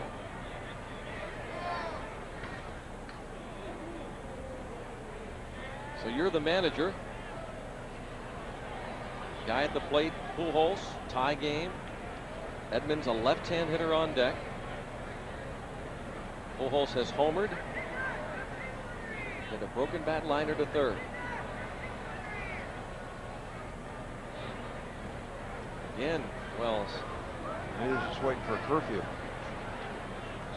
You know, the obvious question here is, why wouldn't you walk? Why wouldn't it just be automatic? Well, sometimes the argument becomes that you set everything up for a huge inning. And that's the other side. I mean, that's sometimes the argument you That's get. a great point, too, because I asked Lloyd McClendon about that before the game, and he said, I'm not going to let Pujols beat me. And he said, I was thinking of walking him last night, but when you have a starter who's struggling to throw strikes, and this is your point, when a guy is not throwing enough strikes, I hesitate to walk somebody intentionally. Well, now we see the answer.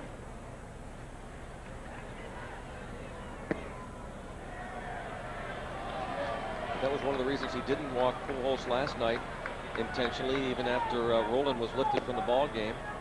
And Hector Luna was playing third base.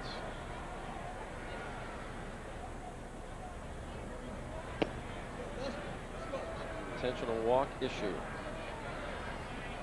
Now, here's you've set up a situation. Edmonds hit the ball out of the ballpark now. That's yeah.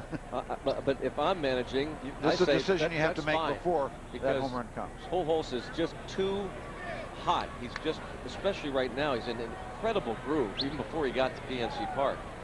How do you think Jim Edmonds feels right now? He's going to try to hit the ball out of the park. There is motivation. He's walked twice. He's a lifetime 200 hitter against Wells.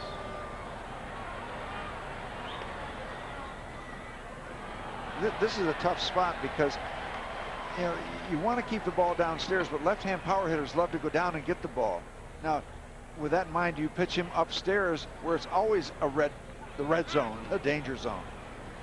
Now, they might be wanting to discuss that right now. I mean, there's a lot of things going on.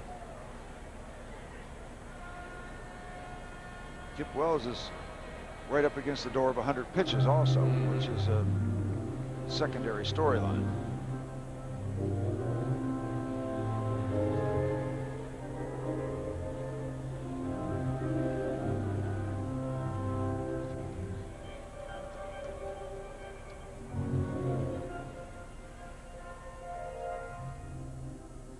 Talk about how they're going to pitch to Jim Edmonds.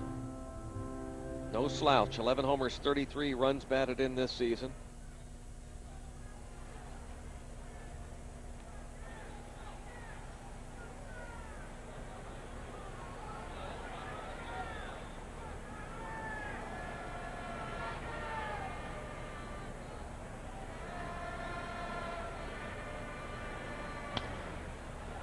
Oh, 0-2.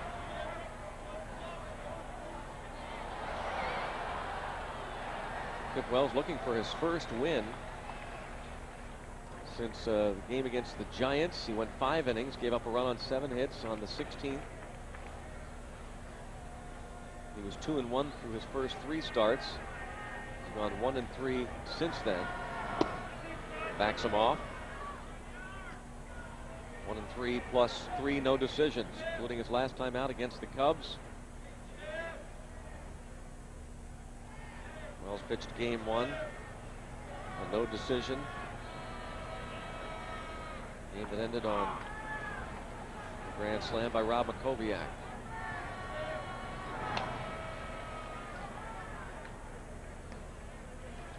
Threw a question at Scott Rowan. I said, Scott, what's the toughest pitch for you to hit? He said that 95-mile-an-hour heater. Interesting that 1,000 years ago I asked Mike Schmidt, the predecessor of Rowan over in Philadelphia, what the toughest pitch to hit.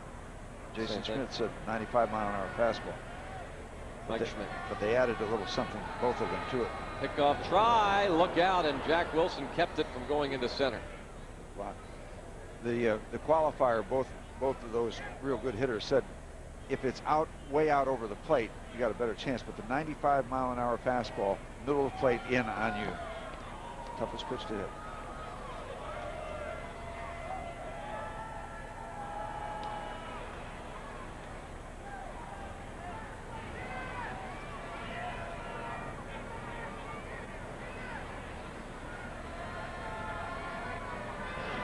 And there's a fastball, tough to hit, even at 91 upstairs.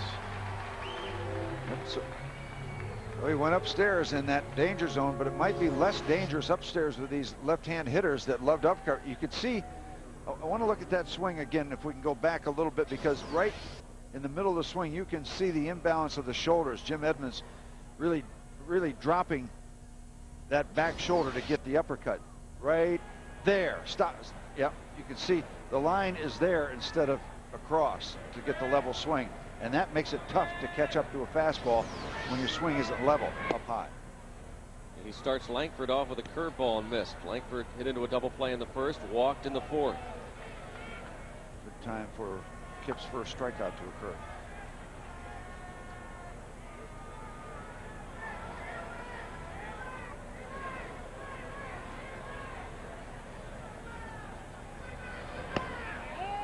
Ball's behind, 2-0. This is 5 innings of hard labor for Kip Wells.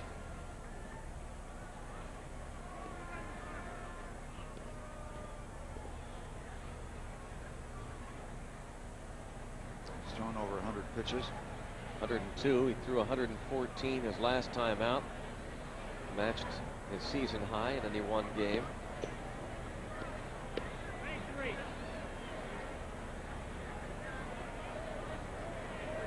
Well, the one thing that you can say, well, you can say a lot of things about Kip and his work tonight, but he has not let the ball game get away from the Pirates. And he is working as hard as you can work as a starter, but he's not let the Cardinals get this thing out of hand. And that's probably priority number one for any starter. Don't let the ball game get away.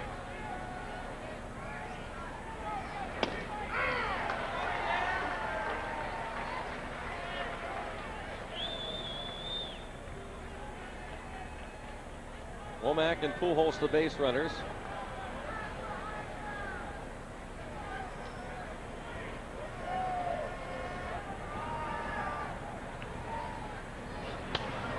I've got things coming back to me now. When we were in San Francisco, I did an interview with Jason Schmidt, and he said after his first few starts, he was looking at videotapes of his start. He says, "Why am I throwing so many sliders?" He said, "I can throw the ball 95 miles an hour."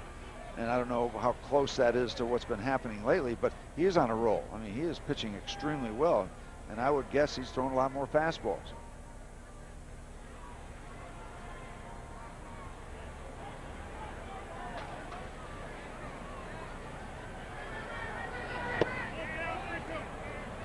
Three and two. And now the runner's off on this pitch.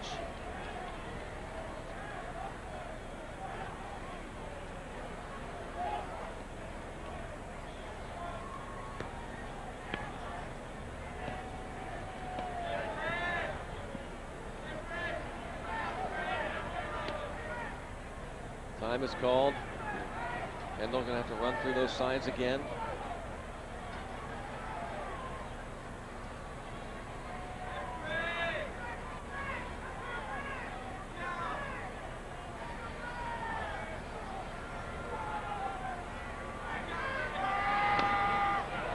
To do it again. 3-2 the count remains as Langford fouled off that fastball.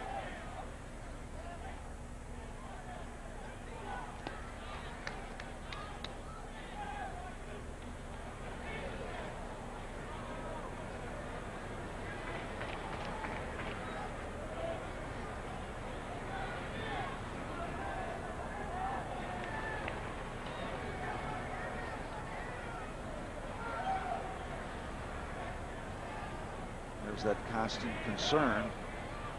Tony Womack at second base. So I guess I don't know. 2 outs, 3-2. He's going to score and a hit. Broken bat. Look out, that barrel of the bat headed right to the seats. Oh my goodness. Play goes 4-3.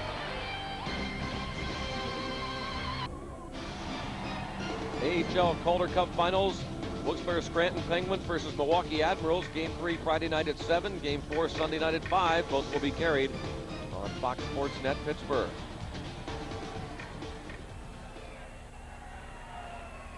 And an update.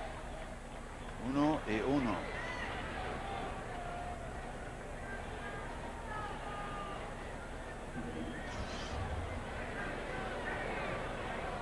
Mason Kendall, 1 for 2.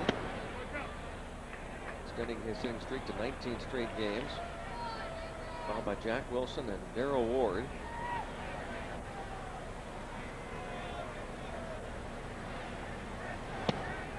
Playing in his 1,102nd game behind the plate as he inches closer to George Moon Gibson. 12 more. That should happen during that next homestand series against the Anaheim Angels. Fly to right. And Marlon Anderson will make that catch. While this is going on, the Pirate bullpen is busy with Mike Johnston loosening up. Jack Wilson has twice grounded out.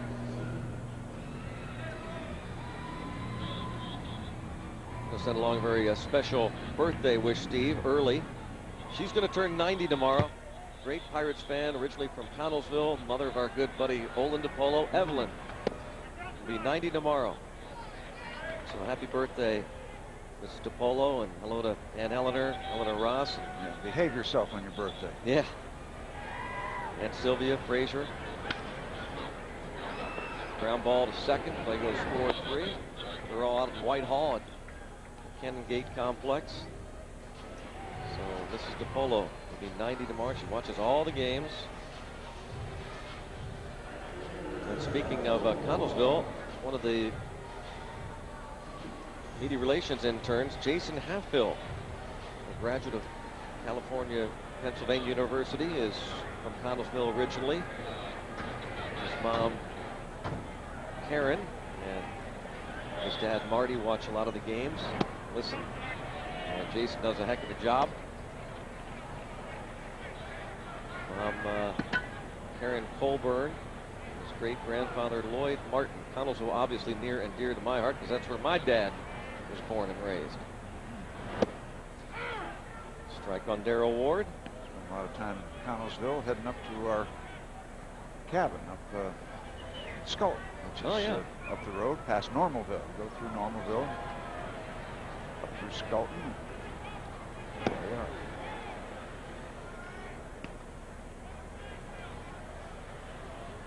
Chris Carpenter ahead of Darryl Ward, 1 and 2. He had a 1-2-3 third inning by getting the 1-2-3 hitters in the lineup.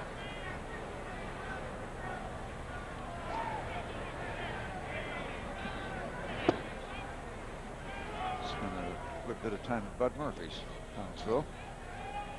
Always nice to stop and refuel on the way up the cabin.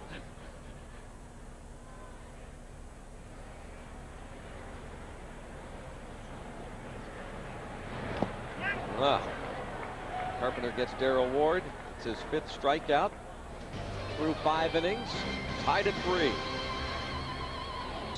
Popping up there on the right hand, and that's going to be it.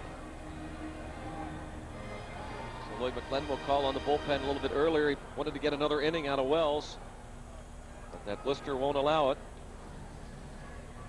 Mike Johnston was warming up earlier. He's coming out of the Pirate bullpen.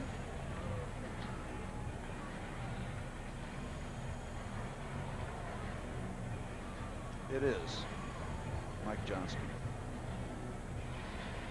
Number 37, Mike Johnston, coming in to pitch. Mike Johnston, pitching for the Pirates for you left now.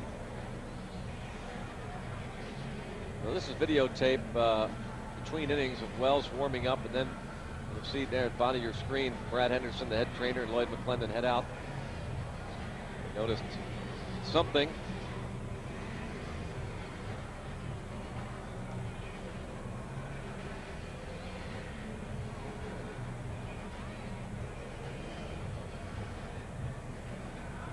We'll take a timeout and be back. 3-3. Mike Johnston coming on in relief. We are tied at 3, and Coors Light, what's on tap tomorrow? Final game of this homestand. Pirates Cardinals, 7:05 on Fox Sports Net. Coverage begins at 6:30 with Safford on Sports Beat. Oliver Perez on the hill for the Buccos against Woody Williams. Don't forget, first 10,000 fans receive T-shirts. Kip Wells back in the dugout. Mike Johnston appeared in that late debacle Sunday afternoon. Gave up 4 unearned runs and gives up a base hit to lead things off here in the 6th inning. And then summarily thrown out of the ball game after he hit Todd Walker. See, that was 1 Cub hit as opposed to 10 Pirates hit, and he got tossed. Something wrong with that system. Yep. But here he is trying to keep things square here in the top of the 6th inning. The Pirates have gotten back to a tie, 3-3 ball game. Kip Wells, 5 innings, 3 runs given up, just 4 hits, 4 walks. 1 was intentional, 1 strikeout for Kip.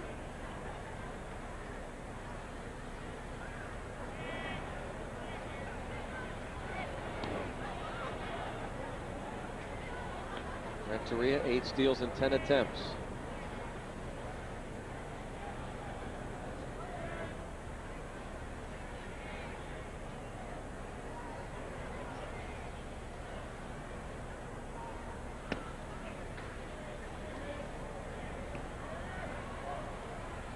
Mabry grounded to first in the 2nd inning. Hit a sac fly and reached on an error when Craig Wilson dropped the ball.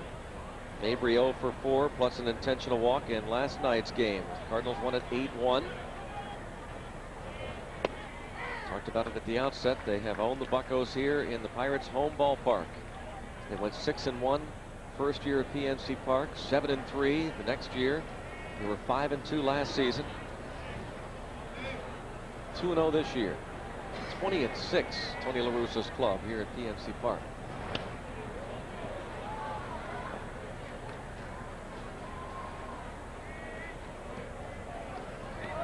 Russo's Redbirds 28-23 started the day 2.5 back. The Cincinnati Reds tied with Houston for 2nd place, but the Reds were winners, the Astros were winners. 2-2 on Mabry. And every day that goes by, the Cincinnati Reds become a bigger story. It seems like, and this is just an overstatement, it seems like the Sean Casey, Danny Graves show. Yeah. Yeah, Graves did it again. Another save. Casey leading the league in hitting. Hit a home run. Broke up the perfect game by Dontrell Willis with 2 outs in the 7th. Was it Bobby Thigpen that has the modern record for, well, the record for saves, 55 or 56? 57, I think. Well, Danny Graves is on a torrid pace to chase him down. Graves now with 26 saves in the 32 Reds wins.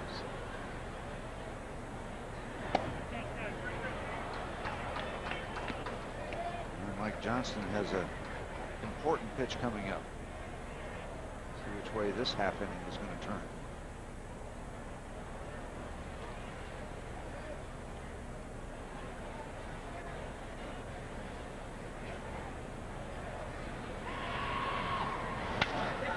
Hit toward the gap in left center. And that will go all the way to the wall. This will score a run. John Mabry on the 3-2 pitch. Doubles home the go-ahead run for the Cardinals, 4-3. He hit it in the perfect spot. It rolled all the way just to the left of the 410 sign, and Edgar Renteria at first base had an angle, visual angle on that as he left first base to see that it was going to fall in between the Pirate outfielders, and he was on his horse and scored rather easily.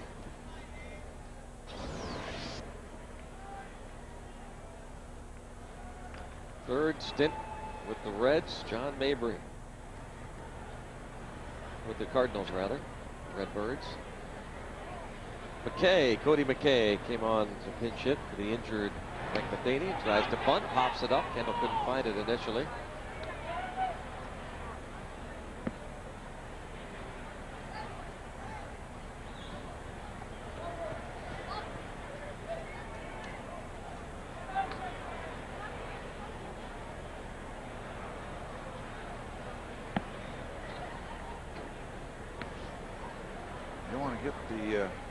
St. Louis Cardinals too far down the road, because as Bela Lugosi used to always say, there's a storm approaching. That's what we're hearing. We're hearing some bad weather heading our way from Ohio. Light drizzle right now at the ballpark. Wanted foul by McKay.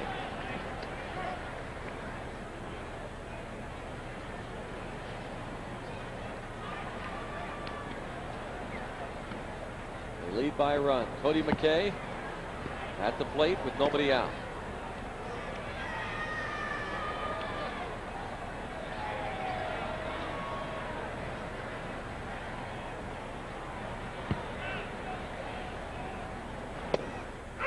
Johnston gets him looking.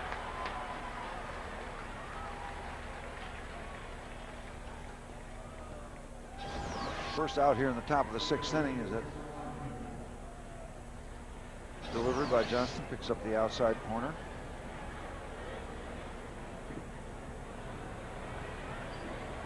See if they have Chris Carpenter trying the same thing.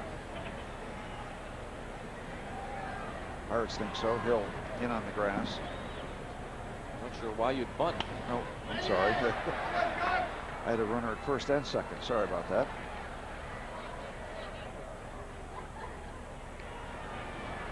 Yeah, there really isn't much of a need for him to bunt. And the third baseman backs up now.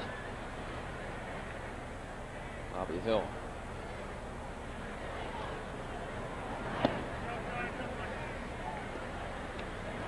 1 strike on Chris Carpenter. He's grounded out twice. Mike Johnston has done a fabulous job in his rookie year.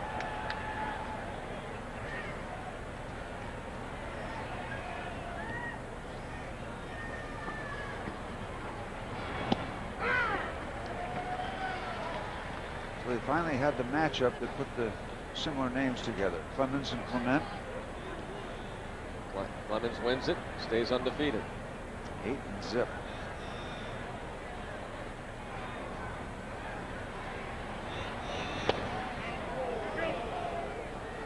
2-2 on the pitcher, Carpenter. The ground balls to second, his first 2 trips.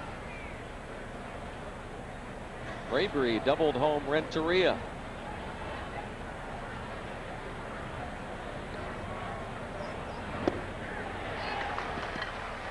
Johnston gets Carpenter. We're talking about tomorrow night, the T-shirt giveaway. It's also a classic night. Enjoy a traditional ballpark atmosphere reminiscent of the Forbes Field days. Tomorrow night at 7:05, last game of this homestand. Bucks and Cards. PittsburghPirates.com on the World Wide Web, or call 877-893-BUCKS, or pick up your tickets at the PNC Park ticket office tomorrow. Classic night tomorrow. A lot in store.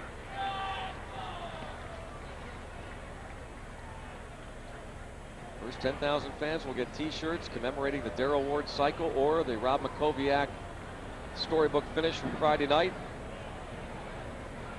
Oliver Perez on the mound for Pittsburgh tomorrow. He has turned out to be the ace of this staff, at least early on this year.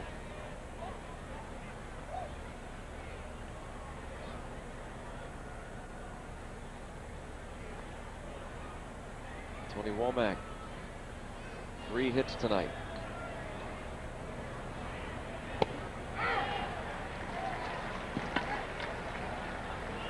Talking to him about his greatest moment in Major League Baseball. Asked him if it was Game 7 when he had the 2-out hit off Mariano Rivera, the game-tying double. Diamondbacks then went on to win it on the Luis Gonzalez base hit. He said, yeah, but I'd have to say that 1997 season stands out. We were in the race all year. And he really came out of nowhere, become an all-star. And he hits this one to left. He's done it again. They got a chance at the plate. Wilson's throw just a little too long to develop. Mabry not a fast runner. Wilson just not able to unload it quickly enough, and it is a 5-3 lead. 4 for 4 for Tony Womack. Slices it once again the opposite way. Craig Wilson comes in on 1 bounce, and the accuracy is fine, and just a tad late.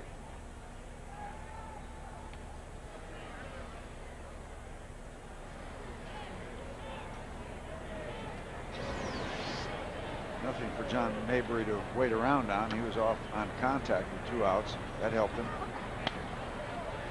So here's Tony Womack, a 4-hit night. Tony came into the game hitting 273. He's got 4 hits to jump that up around the 290 mark, probably.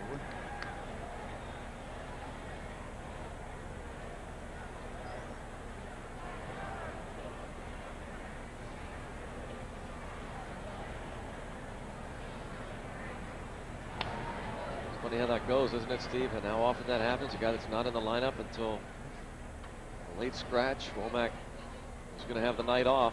But when Roland was taken out of the lineup, Tony La Russa dropped Marlon Anderson down from the top spot, moved him to right, put Womack in,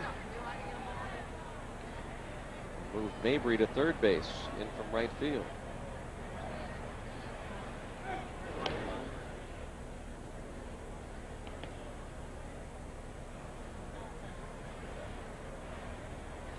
Johnston gives up a couple of runs in relief of Kip Wells, and the Redbirds have the 5-3 lead. And you cannot forget about Tony at first base. There he goes. Johnston will throw to first, and almost too late with that lob toss as Anderson got down there quickly. 2-run lead for the Cardinals. MLB.com Game Day Audio lets you listen to every Pirates game online. Sign up at PittsburghPirates.com, where baseball is always on. Danny Pateri and Bob Walk in the audio booth with Doran Check. Looks like Doran and Bob went to the same shirt store. Yeah. One change for the Cardinals. So Taguchi takes over in right field for the Redbirds. Craig Wilson will lead it off. A couple hits for Craig so far tonight. Thank Ed Helmstedler of Cornerstone TV. Sent along more coffee for Bob and a nice note. Says he listens to all the games. You heard us talking on the road, Steve, about we were talking about Davy Cruz. Every time I hear Davy Cruz's name, I think of that old show, Hello There, Davy. It was Davy and Goliath, and he sent along a tape. The old Davy and Goliath show. Hello, Davy. You remember that? Also, hello to Tom Meston. He's here. Jim's son. One-time intern for us in the broadcasting department. Grounded at third. Mabry throws out Craig Wilson. It's always a treat to spend some time with Jim Meston, Yep. isn't it? I mean, it always is. We had a chance to be with him at the Thompson Run annual banquet this spring. He is a delight. He does such a great job speaking too, doesn't he? At any event. And the He thing is so is, funny. I've tried to make 40 years work with 3 stories. He is always current. Yep. I mean, he has something new every year. Longtime executive at Westinghouse, and so also part of the Did some Pirates front consulting, office. 2-0 the count on Makoviak. Bucks down by 2 in the bottom of the 6th inning. If you ever become aware of a function that's going to have Jim Meston as a speaker, go to it. It's worth it. Hard hit, and Makoviak with his second base hit of this game.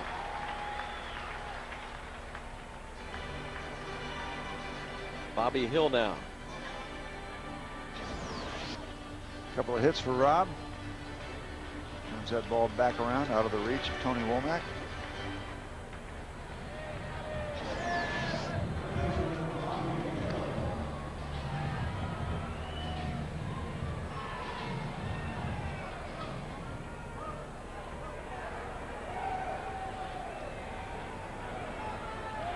Bobby Hill hit one over the head of the right fielder Marlon Anderson in the 4th inning. He's also been hit on the dirt.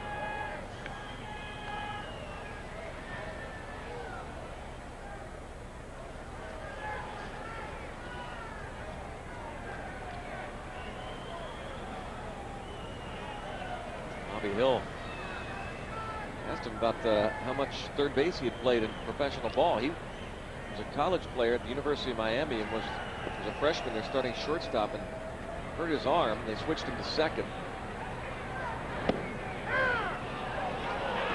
As shortstop, second baseman in the Cubs minor leagues. And Meadows starts warming up as the Pirates approach the 9th spot of the batting order.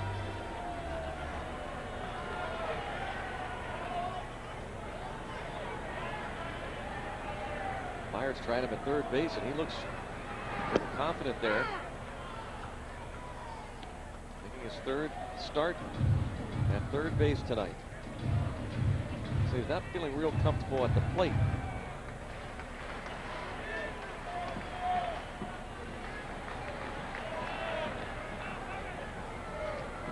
One and two, one out. Count even.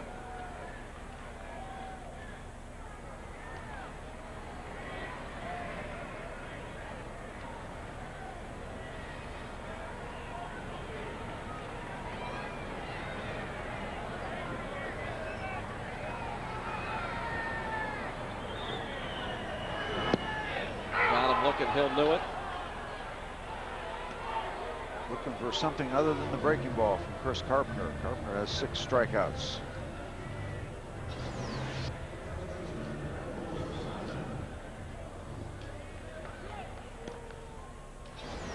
Strikes out Hill looking, and now it is Randall Simon.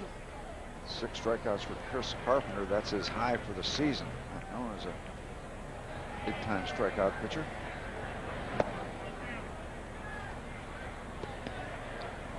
This is one of those games, Greg, that they talk about grinding out a win, because there's really been no rhythm or pace to the game. It's been disjointed, sluggish, and going back and forth to some degree. And one of those games you got to grind out.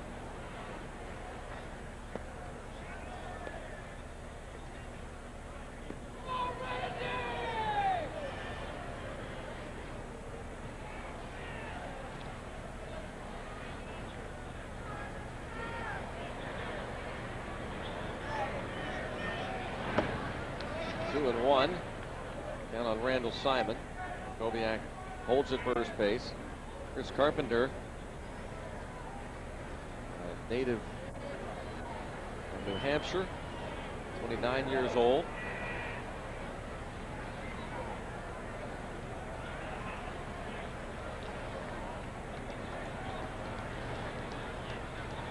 I got a recovery update from the son of a friend of mine that I went to high school with. Chris Carpenter worked out at this young man's college with this young man's college team, St. Anselm, northern Massachusetts, up near the New Hampshire border. Was it Exeter, New Hampshire? Sounds right. Carpenter, nice high school career. Trinity High School in Manchester, New Hampshire. Played both baseball and hockey. Should be an easy play. And it is. Bucks still trail by a couple through 6. A 5-3 Cardinal lead as we go to the 7th inning, and this is how it came about. Yep, Albert did it again in the first inning. A 2-run shot. Cardinals out in front, and then as the dust settled from that, the fly ball to deep left center field. Langford went over. I still think he might have thought that there was 2 outs as a result of his tardiness in left field. Jason Kendall scored all the way from second on the sac fly, and then the Pirates got back even. But then Tony Womack delivered the base hit. That gave the Cardinals the lead again.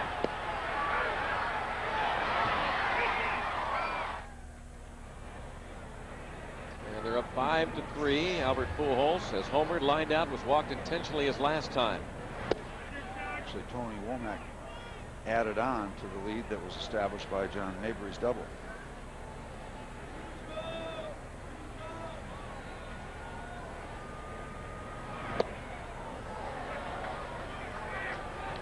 Two and one on Pujols.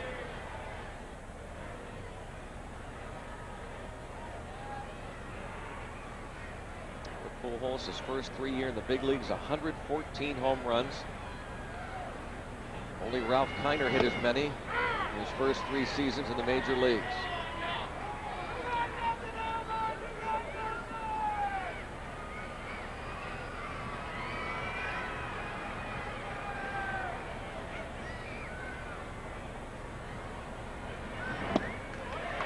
work there from the rookie Johnston. Third strikeout against a tough guy to punch out in Pujols. Downstairs, and you go back to an earlier pitch that Mike Johnston threw in that got Albert Pujols' attention. Tight, close to the body. Real nice work. Just the 15th time that Albert Pujols has struck out this season. Now Edmonds tries to find the gap in left center. He does. He's on base for the third time. It's his first hit. He's walked twice, and now he's doubled. Like an exact copy of the double that John Mayberry hit last inning to give the Cardinals a 4-3 lead at that point that was extended to 5-3 with Womack's hit.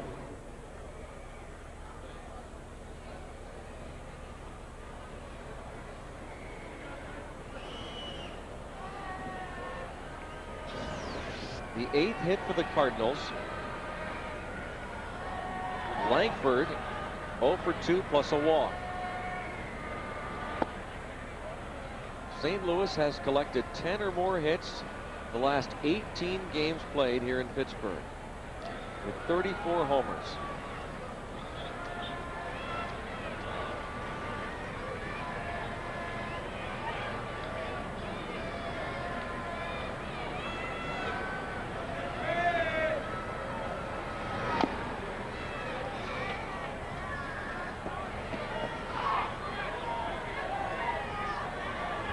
Langford missed all of last year, recovering from a right hamstring injury that he suffered during the 2002 season, playing for the Padres that year. Runner goes to third, and he is safe. Edmonds, stolen base number 2 on the year.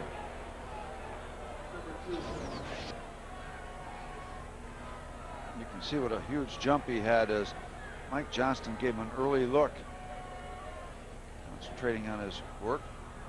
Good try by Bobby Hill to come up with an awkward tag. Did not get the call and move in.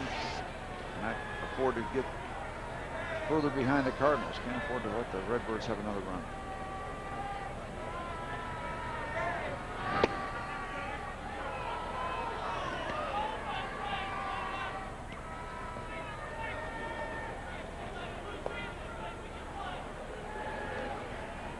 Langford, just kind of a throw-in deal to the Padres in August of 2001 for Woody Williams.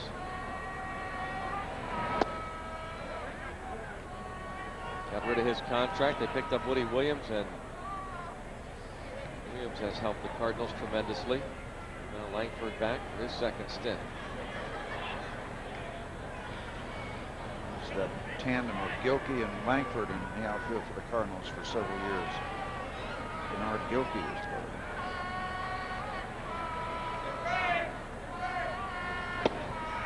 Didn't miss by much, but it's a walk. Kip Wells walked 5, one of them intentionally. That's the first free pass given up by Mike Johnston. Comes with 1 out and a man at third in the 7th, and now it's Edgar Renteria.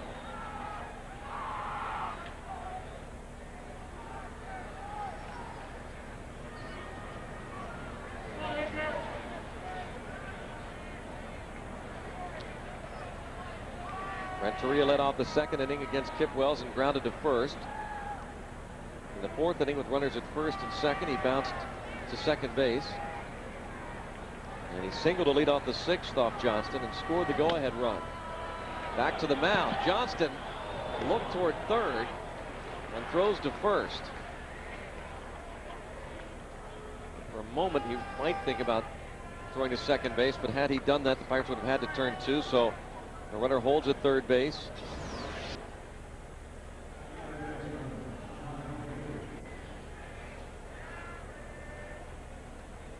Two outs.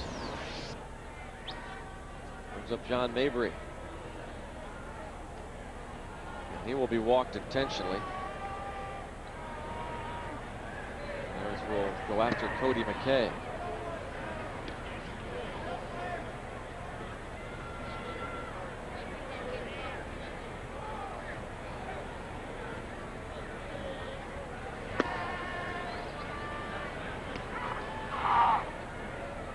much Tony La Russa can do about this situation with McKay being the other catcher. Frank Matheny left the ball game with a muscle strain earlier. Tony has Roger Cedeno, Hector Luna, Scott Rowland, and Sanders available off the bench.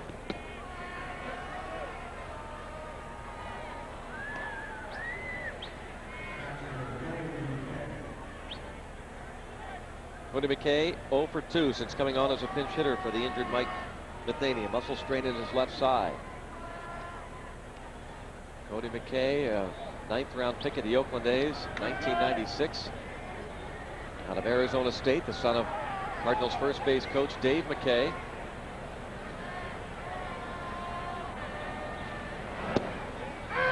Makes a strike. That must be fun for Dad to watch in the first base coach's box. And when Cody's on first base and Dad says, get back on a pickoff attempt, you better believe Cody will get back. And there's one of the real good guys, too. Okay, good trooper. Personal batting practice pitcher for Big Mac, Mark McGuire.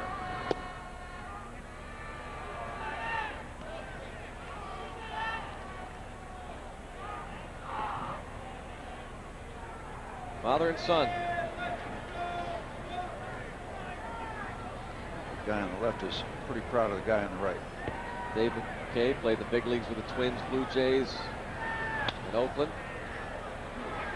Short to second for the final out. They leave the bases loaded. 7th inning stretch time. The Bucks need to get that offense going, trailing by 2. This copyrighted telecast is presented by the authority of the Pittsburgh Pirates and may not be reproduced or retransmitted in any form without the express written consent of the Pittsburgh Pirates. Bucks down by a couple. As you can see, it is starting to pick up, and we understand a real nice looking storm is a coming. That kind of night. Bottom of the 7th. Need to get it done now.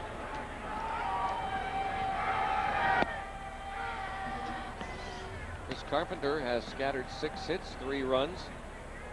Castillo has struck out and fly to right. Abraham Nunez on deck.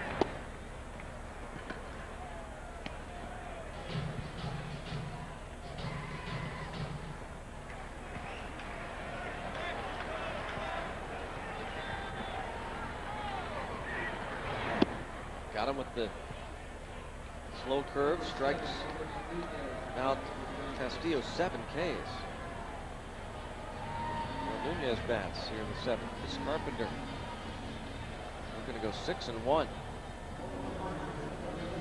And he might get some help from the weatherman.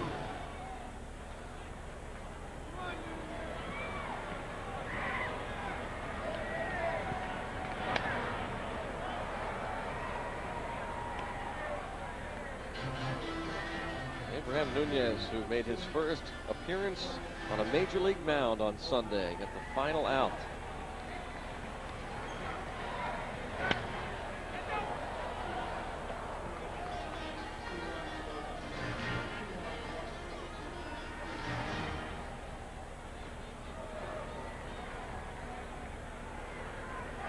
And Nunez didn't make his way into the bullpen. He was warming up the indoor batting cage. Is that legal? I guess. And how did Pete McCann motion to the batting cage?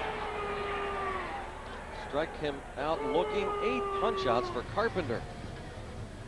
What did you say his career high? Well, his season high was 6. Yep, he is now. Struck out a dozen Yankees 3 years back ago. In 01, which seems like it was part of this ball game. Kendall has reached on an infield hit, grounded out and fly to right.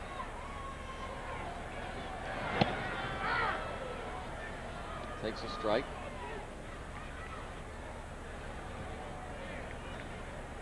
It's hard to believe, but Jason Kendall and Juan Pierre of the Marlins are the only regular position players in the league without a home run this season.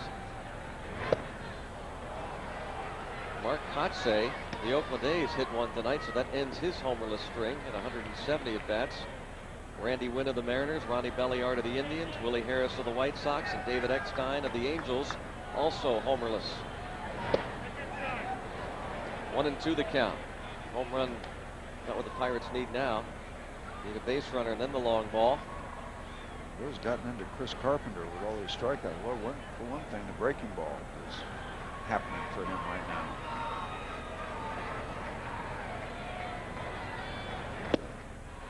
And gets a tough man to strike out, and Jason Kendall strikes out the side. In fact, Craig Wilson. Which Wilson will have the best season? How about that? Craig beats out Jack and Preston. The jury results. Which Wilson will have the best season? Don't forget the jury premieres here on Fox next Tuesday, June 8th. Jack Wilson will keep reminding you to log on to MLB.com or PittsburghPirates.com and get him voted in.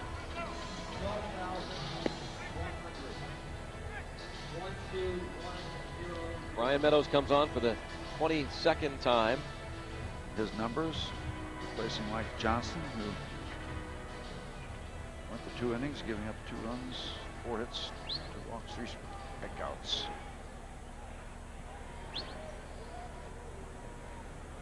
The story tonight is Chris Carpenter.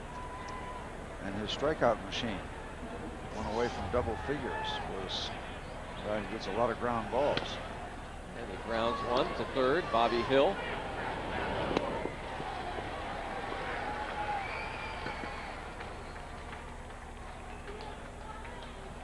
One out in the top of the 8th inning. Tony Womack, 4 hits in this game.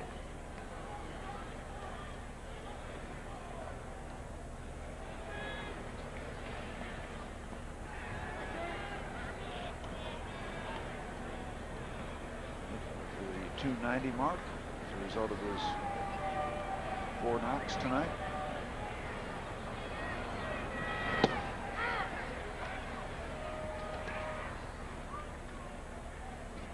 Womack, who played for 3 different teams last year. Diamondbacks, Rockies, and Cubs. Spring training with the Boston Red Sox. Goes over the Cardinals. Cardinals picked him up, not for much. He was a non-roster invitee spring training in Boston. They weren't convinced he was healthy, and we traded to the Cardinals. The Cardinals thought it was still going to take some time after he was recovering from the Tommy John surgery from last year, but he had such a strong spring training, shocked everybody. They didn't even start the team on the active roster, but as their starting second baseman, and Makoviak has to go up and get that one.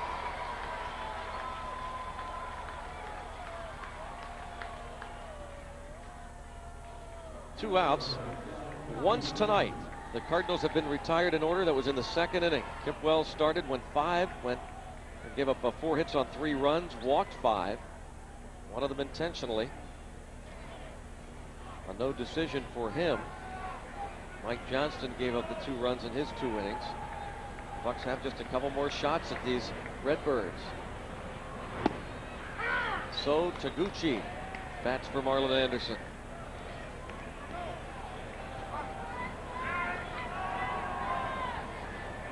Taguchi was in right field. If that was mentioned before or not, but he was in right field at the bottom of the 7th as a defensive replacement, so his first at bat, not officially as a pinch hitter. Here in the 8th.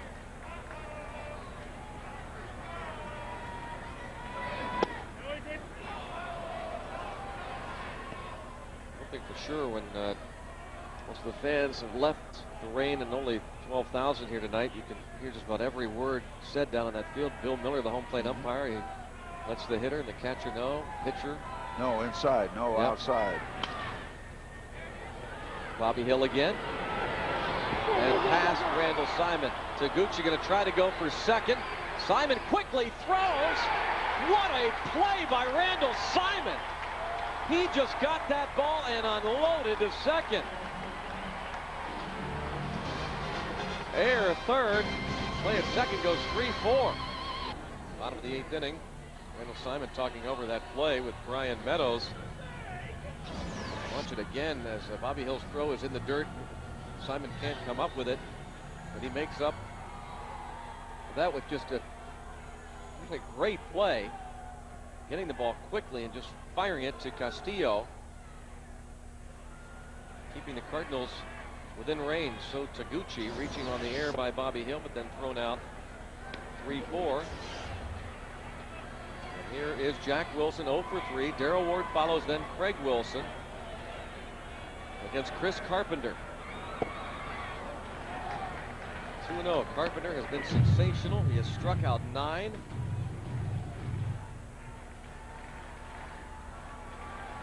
Allowed 6 singles. Double barrel action in their bullpen. The lefty Steve Klein, the righty former Pirate Julian Tavares. Left side, deep short. Renteria, a long throw, but will not get Jack Wilson, and that starts the 8th. A base hit.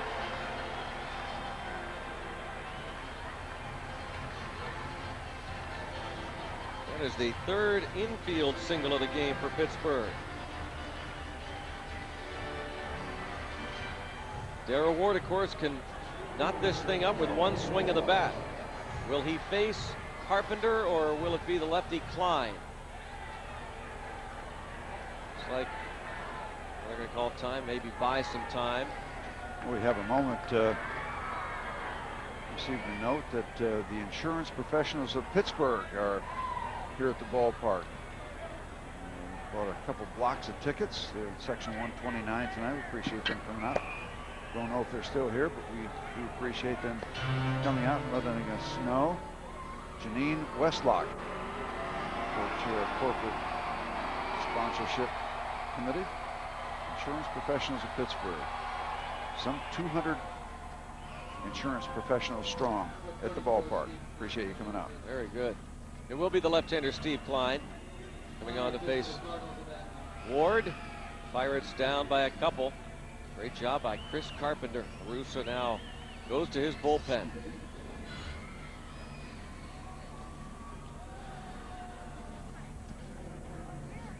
Chris Carpenter, tremendous start. A lot of strikeouts, a lot of curveballs. Through the raindrops, there's a good breaking ball, fastball. And we went to the curveball more in the later innings. Total of 9. Like a slider to finish Jason Kendall off, and Chris Carpenter leaves with a 5-3 lead. He can win it, he cannot lose it. Turns it over to the workhorse, Steve Klein. A lot of appearances, not too many innings. When you add everything up, Steve Klein is a specialist. He'll work against tough left-hand outs. He's working against Darrell Ward here as the Cardinals try to protect a 2-run lead. That's a kind of a guy that's been around. Chris Carpenter, a good fastball, effective fastball early in the ballgame, and then found a curveball that he could just ride right down the trail.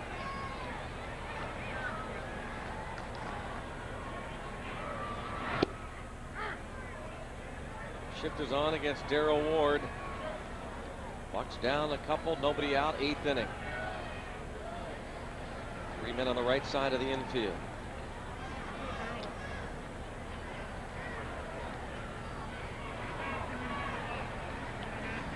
Chris Carpenter vulnerable to the home run, although he wasn't touched for a home run tonight. Steve Klein has not given up a home run this year. Might be 2. It is.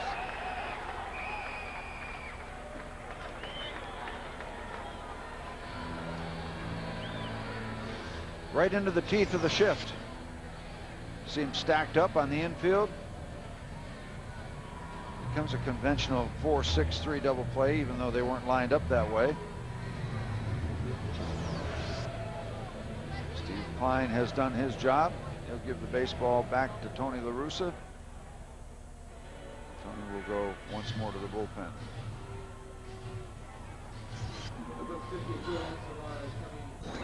Pirates baseball on Fox Sports Net is brought to you by Dodge. Get somewhere. Grab life by the horns. And by Pepsi, it's the Cola.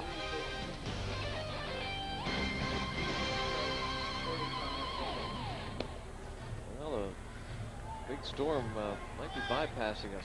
It's lightened up considerably here. Yep, Bucks down to their last 4 outs, however. Julian Tavares, we talked about Steve Klein not giving up a home run in his work this year. That has now covered 29 appearances, and Tavares has not given up a home run in 25 outings for St. Louis. He gave up 1 as a Pirate last season against Jose Guillen, July the 1st. 84 innings, 1 home run allowed by Julian Tavares. Sinker, sinker, sinker, movement, movement, movement. Downstairs most of the time for Julian.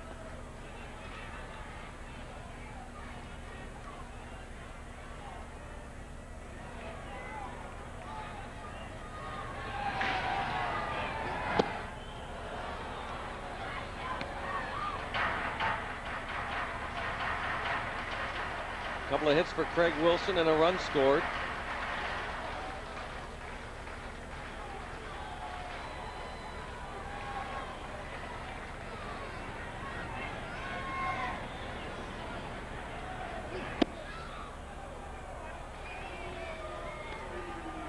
Two and one.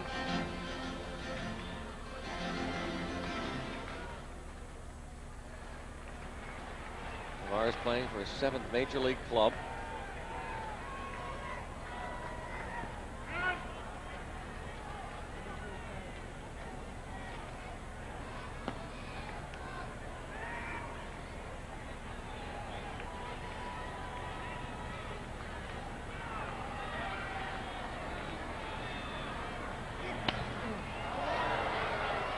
.97 on the gun for Julian Tavares. Always had that live arm. Last year, 64 appearances. Pirates, 3.66 ERA. Parlayed that into a 2-year deal with these Cardinals.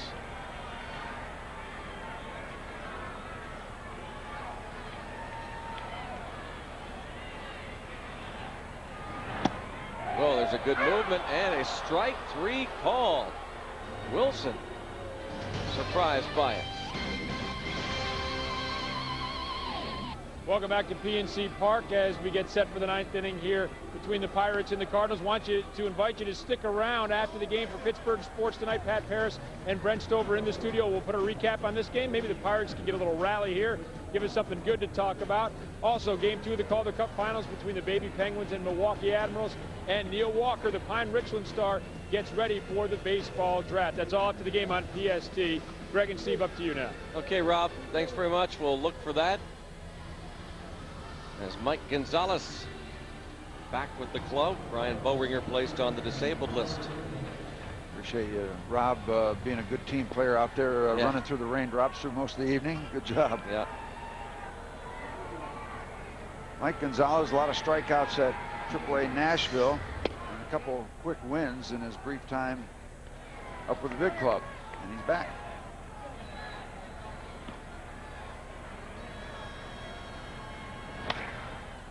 I'll take some laps. Good. Picks up right where he left off. Yep. Good job getting Albert Pujols. When Mike first came up, he had pitched 19 innings at Nashville with 33 strikeouts. Get your attention. And sometimes it'll get you up to the big leagues, which it did.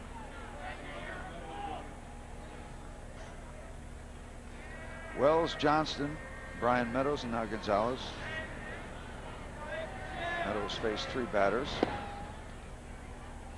Taguchi reached first base, but was erased on a nice recovery play by Randall Simon.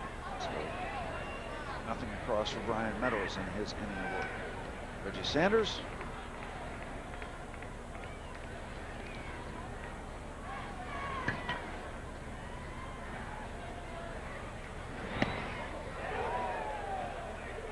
Two 2-0 on Edmonds.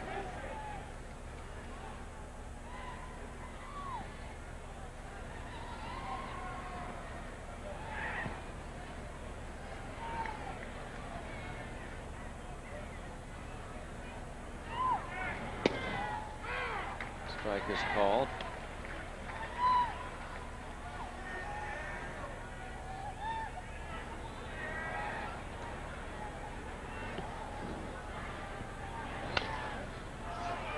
Roller to first.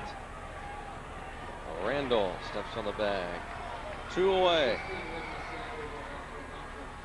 Sanders pinch hits for Langford.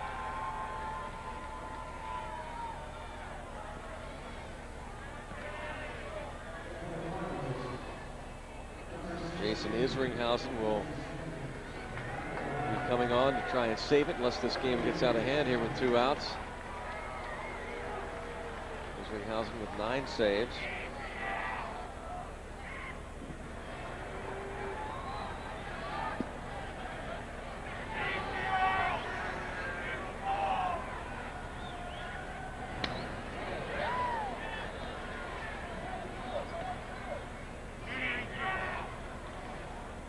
We enjoyed our time with Reggie Sanders his year with the Pittsburgh Pirates.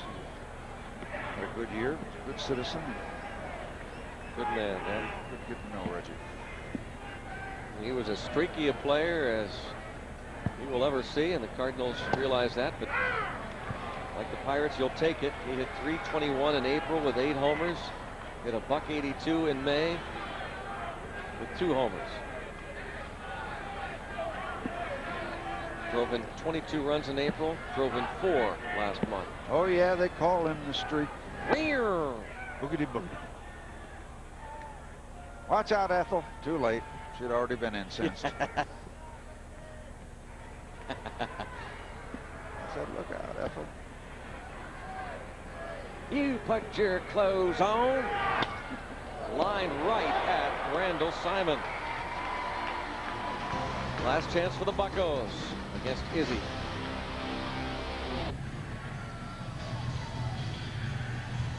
We're back. We got changes. Roger Cedeno comes into the ball game. He plays right, and so Taguchi moves to left. Jason Isringhausen.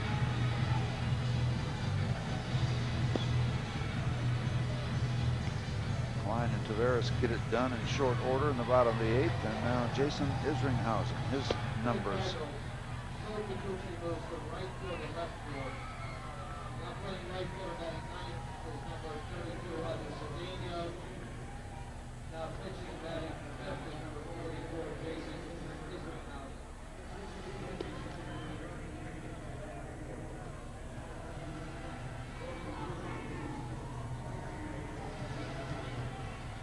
Once again, Roger Cedeno is at right field. He's batting 9th. Isringhausen pitching and batting 5th. Taguchi moves to left. Rob Makoviak leads off, down by 2.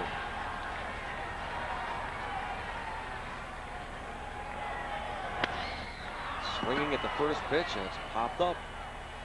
Renteria, 1 down.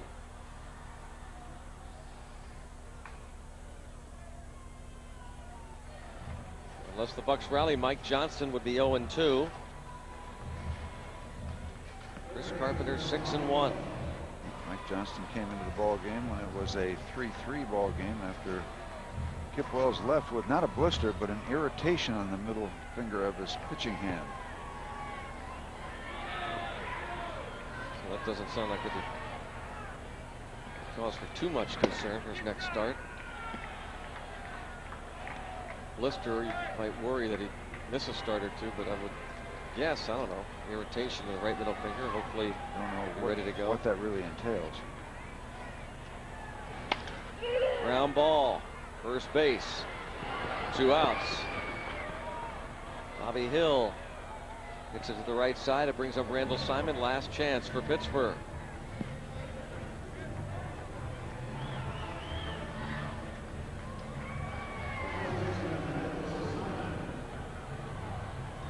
The Bucks had all that momentum, the doubleheader win Friday, the come from behind win Saturday, but Cubs pounded the Bucks on Sunday 12-1. Cardinals winning the first 2 games of this series by scores of 8-3 and 8-1. Now lead this one 5-3, 2 outs.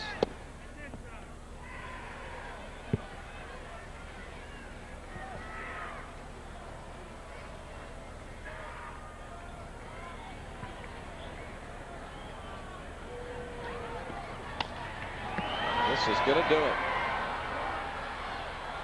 Cardinals win the first 3 games of this 4-game series. And the Cardinal hex continues on the Pirates here in this ballpark. 21-6 at PNC Park. Oliver Perez will start tomorrow night